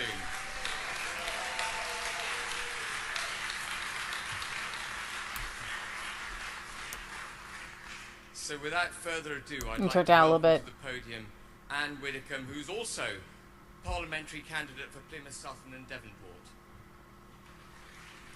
Please welcome to the stage, Anne Widdecombe. So go ahead and play this as she comes up, and then we'll fast forward to 45, or we'll switch over. But she says something funny in the beginning. She's a rock star.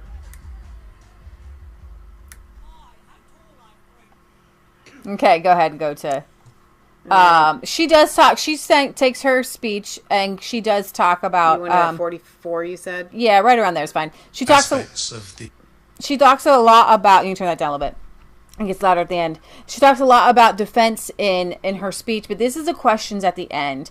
And somebody kind of says, well, Boris Johnson's bill does not put us in this Tesco-Fesco European NATO. And but he doesn't say that he's not going to do it. And the idea, and I really wanted to play this home, kind of end on this, why does Brexit need to happen? Because the whole idea of the European Union was created. If you guys don't know this, you have to watch some of our other videos on IG Farben. It sounds like, if you don't know who that company is, I don't know if it's Googleable or not. You go back and watch some of our videos, kind of maybe in the search bar, IG Farben. Masfaith3. Masfaith3. IG Farben was a chemical company, and they worked with Hitler to enlarge their stake in the German economy. They were the ones who created the gas to gas the Jews. IG Farben, they were using the Jews as forced labor, experiments, things like that. So at the end of World War II, many of these former, you think that it's just the military. It wasn't just the military. There were many businessmen who were behind this war, okay, behind the globalization. They wanted to globalize. The idea of a war was to control France, not to destroy it, to control it. The idea was to control Britain, not to destroy it. The idea was to go into Poland and into all these places and to make a European Union under the German flag. These were globalists of German descent, and they are still. There's a reason why they're stuck in Belgium, Brussels. You'll have to. Here's how you're going to have to do in this. Our search bar. Right. You have to go to our channel and put it in under our search bar. Because this is, quote, fake news. Right. You will not come up under YouTube search results. It's horrible. It's horrible. They don't let us. They're not allowing us to be searchable. Maybe Mom can put it in the description. She can go and find it. It's hard. We need a page, like the best YouTube videos that we put out. We need to put that on our playlists and on our page, our webpage. Like, watch these videos for sure. But anyways, in our spare time we'll do that. Maybe Mom will do that because she's awesome. She's our tech team. Thanks to Mom, you have a lot of these videos broken up. With the European Union's army. Oh, in the 70s, late 70s, what we really want is we want to not have any more war. We're just going to come together. We want a little trade and free movement of people, and we're just blase going to have a good time with each other, right? Right. No. That idea of global dominance is still there. Okay, and it starts with European dominance. And the idea that one of the questions that was posed, I don't know which video I watched, what about America? Like, we need an army to, like, what about America? It's because of Donald Trump we need an army. These globalists they're really slick. They're really insane. So as PESCO, as it were, is to pivot itself again as a global player to back military. You only need a military when you think you need to kill somebody. I know. Right? You're going to need to kill somebody. Internal affairs. Or just threaten and control people. Internal affairs to send in into, it's just absolutely, should be terrifying. That's why you need to be out of the European Union. So go ahead and let Ann Widdicombe is going to answer a couple questions here, and then we're going to end our show here. The developing defense union, as you may recall, I and our colleagues came to talk to you about that in Strasbourg. I do. But with respect, I must clarify a mistake. We are not signed in to PESCO. We were not signed in to PESCO by Mrs. May, and Mr. Johnson's deal has changed fundamentally from the May deal. Specifically, Article 104, which was completely toxic and would have put us under EU defence control without any choice through the mechanism of the backstop, has been removed. Article 102 in the Johnson deal contains the crucial word consider, which of course means that we have to do nothing. So it pains me to have to make an intervention on fact, but please let us not be under an illusion. The Johnson deal offers a narrow and hard pathway which would lead us to freedom, but it would enable us to do so. Right. Let's stick to fact. Article 102. In layman's language, makes it an opt-in rather than an opt-out. But Boris commit to not opting in. That is the whole point. He won't commit to that.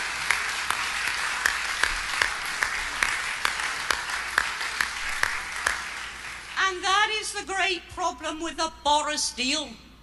It enables this, that and the other thing, but it does not commit us to a particular course.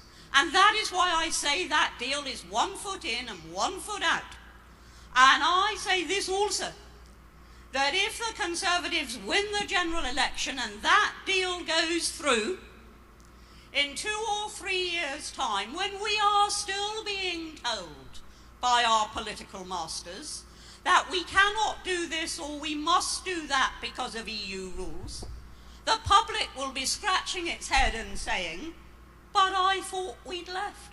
If he doesn't want us in the defence union, why doesn't he stand up and say that unequivocally?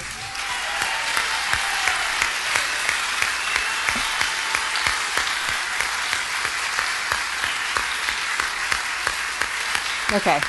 She's just, I mean, she's a beast. I don't even know how old she is, but she's running again for Parliament. She is running again. She's brought herself out of retirement to run again. And Plymouth, and I believe Plymouth and Devonshire. So my prayer is that she does win, and I hope she doesn't work herself to death in Parliament in that respect. So we have our drawing to do now, right? We do. I'm double checking if there's anybody else that has sent me an email. I don't want to miss anybody. So Leah, I was going to use just give me one of your hats here. Okay. All right. So I have everybody's, here, wait, we got another name. I have everybody's names here. Now, if I had been thinking ahead of time, I would have gotten the shirts that Debbie. You mean you get it while you're cutting those up? No, it's fine. Well, yeah, maybe go ahead. Okay. Mine's up on my room on my quilt stand. Okay. I literally keep it folded so that the front of it is out so that I can look at it because I just think it's that awesome. But in the meantime, while I'm cutting these out, if I can walk and chew gum at the same time, let me take this brightness down a titch here. One of our entries was, this does not make you a winner. I'm just going to read your email here. Even though I hope that, I wish that everyone could win. But Crystal says here, I wasn't sure if I was supposed to put a message here or not, but I wanted to leave this comment. I've wanted to leave this comment for a while, but figured I would do it now before school started in August. Do it now, period. Before school started in August, you guys did a live stream, and I can't remember your exact words, but it was something like, you didn't understand why people would be so glad to be sending their kids back to schools, and they can't stand being around their kids for months. I was one of those parents. By the end of the summer, I couldn't wait to send my boys back to school. They got on my last nerve, but though by the grace of God, I made the decision to homeschool my kids. I wasn't sure how it would work out, but I have to say, I love it. I have so much patience now with my boys, and I love getting to spend so much time with them. I now understand that parents that can't wait to send their kids back to school do not know their own kids. I mean, really know them. I'm trying to make this short. Sorry for the misspelled words. I'm typing fast. Again, thanks again for all you guys do for both channels, and keep up the good work. Hope this makes it in time, but if not, that's okay. I had to mute the sound to get them emailed.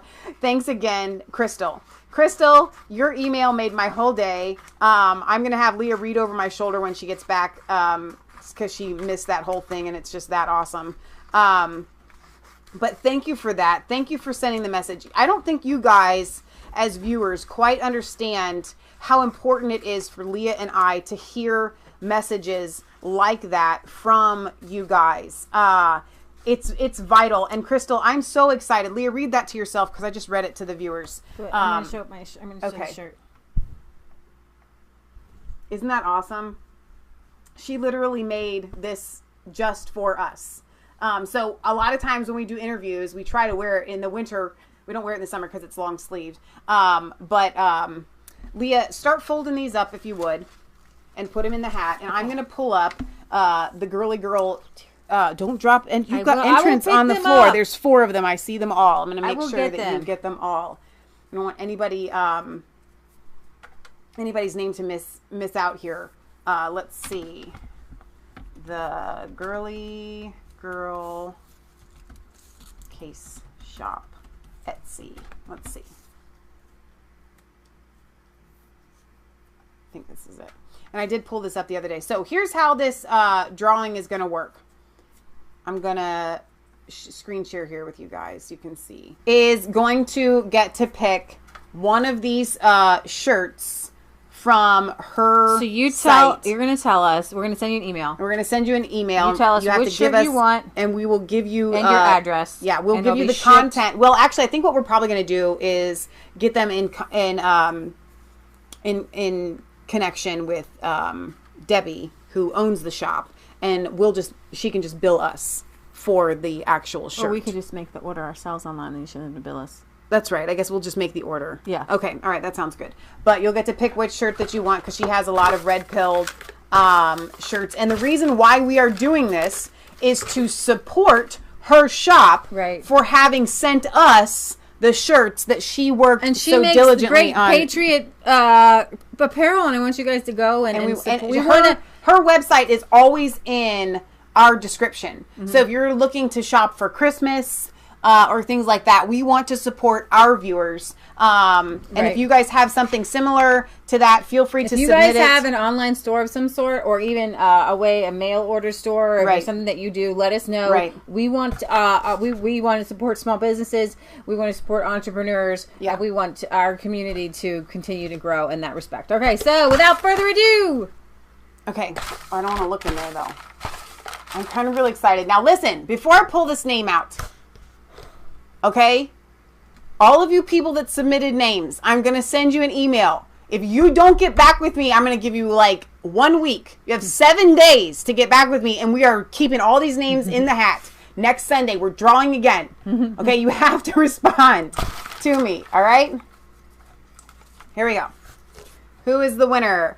Okay, I didn't do this. I promise I didn't do this, but it's Crystal. The one who sent the email that you missed. That I wanted to. I'm not even kidding. I'm not. Hang on. I want them to pull the. Give me the hat. Give me the hat. I need to prove to you that I didn't put in a bunch of crystals. Okay.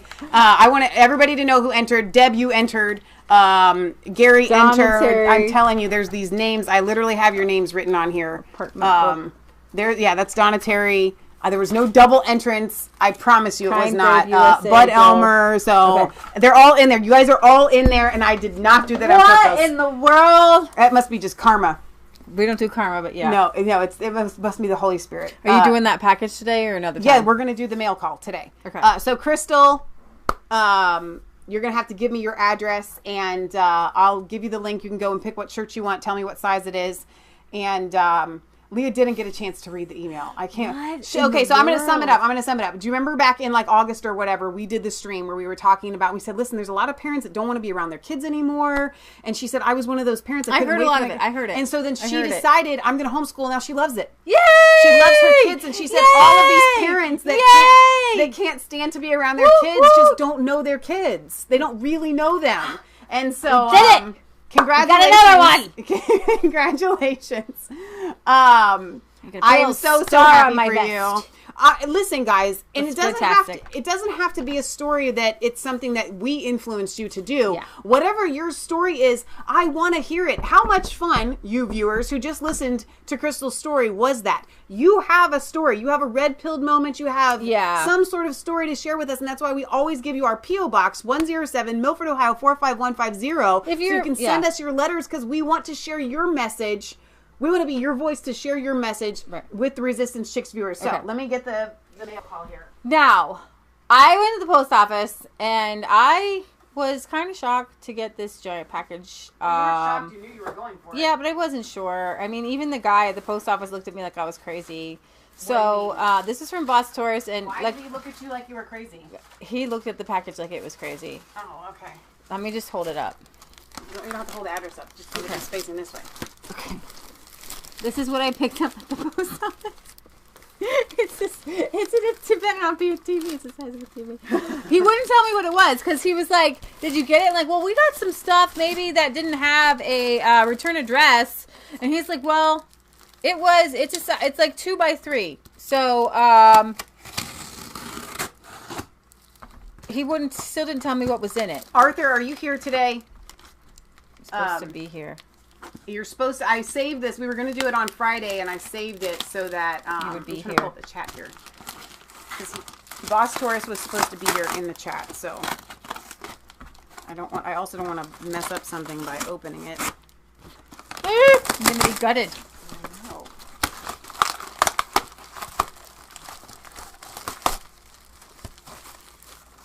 I'm just still not even sure the proper way to do this without ruining something. I got scissors here. AR-15. Did you get it open down that side? Because there's paper and then there's box. Right. But I'm afraid you're going to end up cutting through the box. Here we go. Wait, here I go. Wait, don't cut my, Let me take, I'm going to cut the tape. I don't want you to cut duct tape with my knife because then I have to sharpen it. Okay.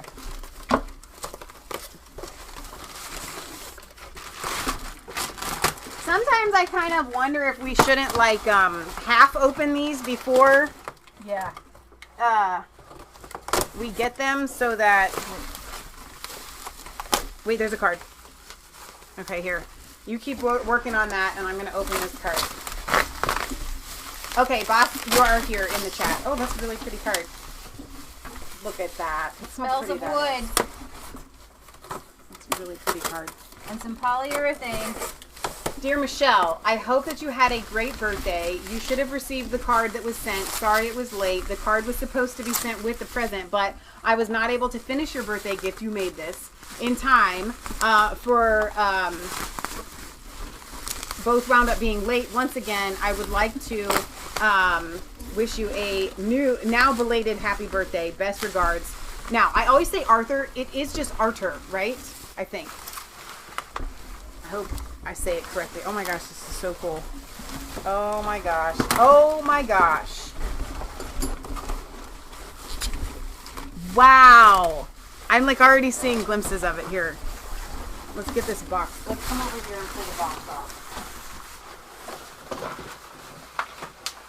If I can. Here, give me this side. Alright.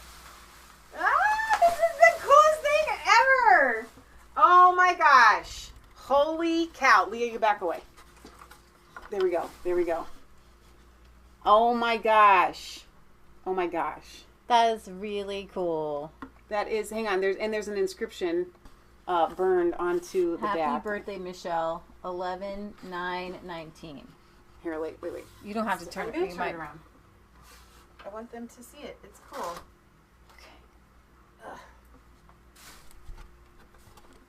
It's incredible. It's absolutely incredible. Here, hold this again. Got it. These stars are literally carved in here. I don't know how you stained this. And I'm trying to get this lighting here so it can... This is a really neat idea. This is really cool. Bring up the color intensity. There we go. Now you can see that a little bit better with the color intensity. Wow, you did a great job. This is excellent. Now all our viewers are going to want one. Beautiful. Yeah, all of our viewers are going to want one now. Oh my gosh. Thank you. A million times thank you. I think I have the correct spot for it down there at the bottom of the steps. Could be outside on the deck. I wouldn't want to ruin it. I think it's going to be inside down here with the rest of our American flag streams. Wow. That is so cool. You did such a good job. Thank you. Now let me turn this color intensity back down. I don't know. Not down there. Flags have to go up somewhere. No, you're not supposed to let a flag touch the ground. And you're not allowed. Here, let me take it. It shouldn't be lower than your eye gaze. It should be above. Well, I think in this case, it's probably understandable. It's not like a I'm proud to be an American, where at least I know I'm free. If we had a bigger studio, it'd be way cooler to have it like in the background, like right there. But we don't, so that's where I would put it. Okay, so first we have a card from Lori. You want to open that? Okay. Thank you, thank you, thank you. That's awesome. It's worth the wait. A silent night, a star above, a blessed gift of hope and love. Oh my gosh, that is the cutest little card. May the joyous light of Christmas be with you throughout the coming year. God bless Lori Dice. And behold the star that they had seen at its rising precede them until it came and stopped over the place where the child was. They were overjoyed at seeing the star. Aww. That's really so cute. Pretty. Thank you, Lori. Really cute Christmas. Okay, so now, Dale. Dale sent a package. Now, I'm just guessing. This is pure guess by the size of the box. I have not opened it yet. That it's going to be more hats, just knowing Dale. And I didn't wear my hair for a hat today. And I thought to myself, shoot, if Dale really sent hats, if they're more spicy noodles, no, that was before our show. Dale sent the spicy noodles. If you didn't see that video, you are required, as a Resistance Chicks fan. It was fun. They were good. To go and... They are hats. What? Wait, you have to like put them. It's like a Roman centurion. Is there a note? Okay. What it is for? I don't know. Hang on, Dale. Let's see. German pickle hob. So for our German stuff. Oh dear. This is really hilarious. Dale, you are too much. I don't even know what they represent. What's a German pickle hob? Somebody's gonna have to explain this to us. I'm not putting on the helmet of a Nazi, am I? No, because this looks older than that, obviously. Shoot. Yeah, I don't want to be like, I don't want to get in trouble for this, honestly. I know. Okay, hang on. You know what? Actually, I'm really appreciative of this having something that you can hear. It goes like this, and then you turn it. Watch. Okay. I was just thinking today. I wish we had like these helmets or hats that had something that could like hold it on our head. Pickle hob. Now, which way's the front? Okay, hang on. Now Leah's messing with my lighting again here. Hang on, let me bring it back up.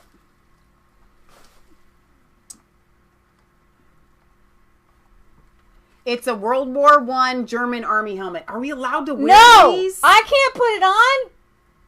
They were the bad guys. Are you serious? Hob or bonnet, a general word for headgear, also a pickle helm. Okay, now hang on. A spiked helmet worn in the 19th and 20th centuries by German military, firefighters, and police. Although typically associated with the Prussian army, which is incredibly evil, by the way. Yeah, I know when I can put this on. So when we're in, hang on though, because it's actually kind of perfect when you're impersonating them, right? Yes. Which we do. You will listen to me. We take all the children.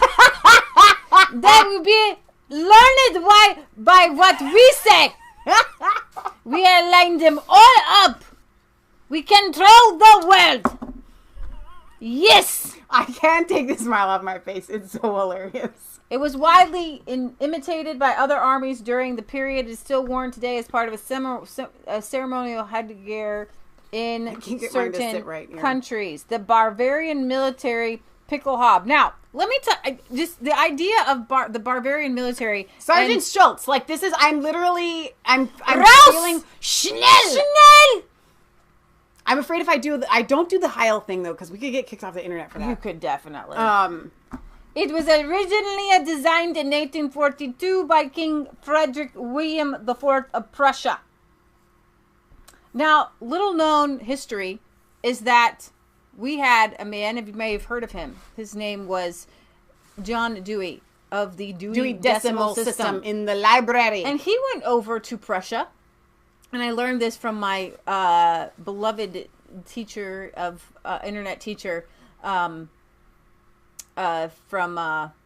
the indoctrination movie, and his name, why is his name Goss something. Why it's just one of those things. It was literally just on the tip of my tongue. Anyways, Michelle's gonna find it for me. What's his name? My favorite guy. Oh my gosh, it's I hate it killing when I'm just. It's because I'm stupefied by the helmet.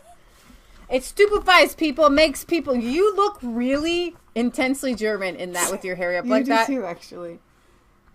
Just when we talk about Angela Merkel, And we we will will put on impersonate her. the helmet. It's not Gosnell. It's shoot, what is his name? Somebody in the chat help us out.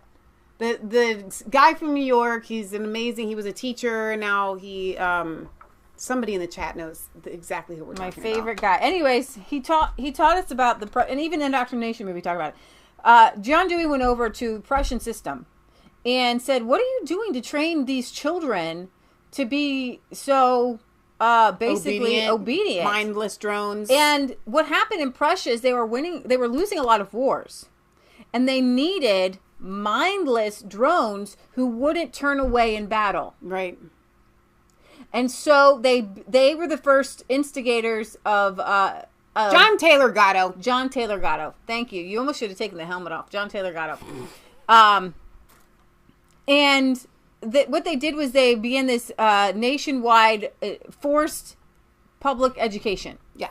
And they would take the upper elite children and they would teach them things like critical thinking, leadership, and the whole world of schooling. And they would take the lower minded children and teach them how to be repetitive and how to listen to instructions. And they would actually curtail their minds. Exactly. And curtail their education. And the next generation, those soldiers, they went in and they won. And it was those soldiers that later became the German army. Hitler banned homeschooling because he didn't want you and I and the rest of the world to think for ourselves. Okay? And it started, I'm going to put a link we to this. got our idea of public education from John Dewey going to Prussia to get the Prussian form of education. Let me play a clip of this here really quickly. And then I'll put the link in the description so you guys can watch it yourself.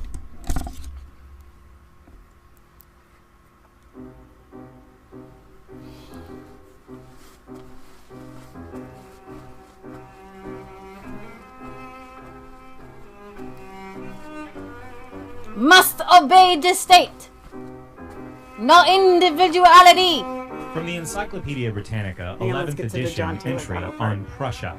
No, it's okay. Prussian You fire sure? discipline. Yeah. Okay. On approaching the enemy, the marching columns of Prussians wheeled in succession to the right or left, passed along the front of the enemy until the rear company had wheeled. Then the whole together wheeled into line facing the enemy. These movements brought the infantry into two long, well-closed lines. Parade ground precision obtained thanks to remorseless drilling.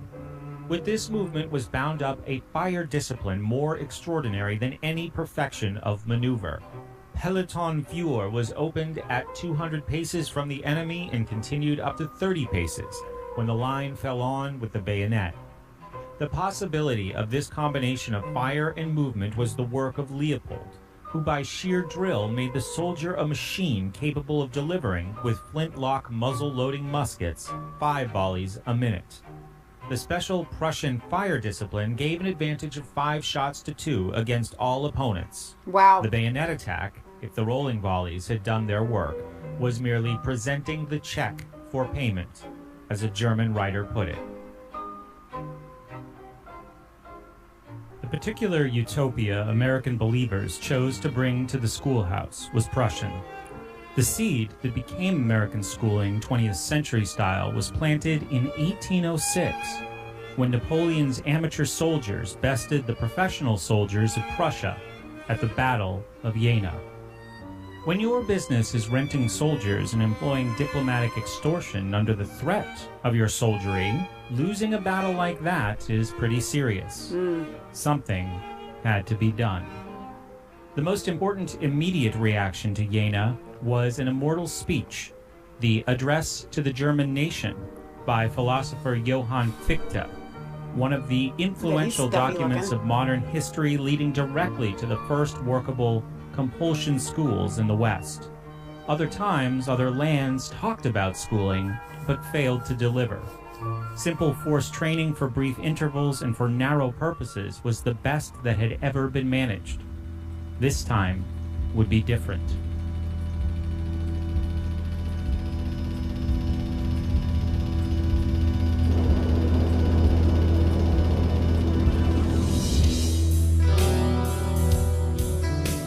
Under no uncertain terms, Fichte told Prussia the party was over.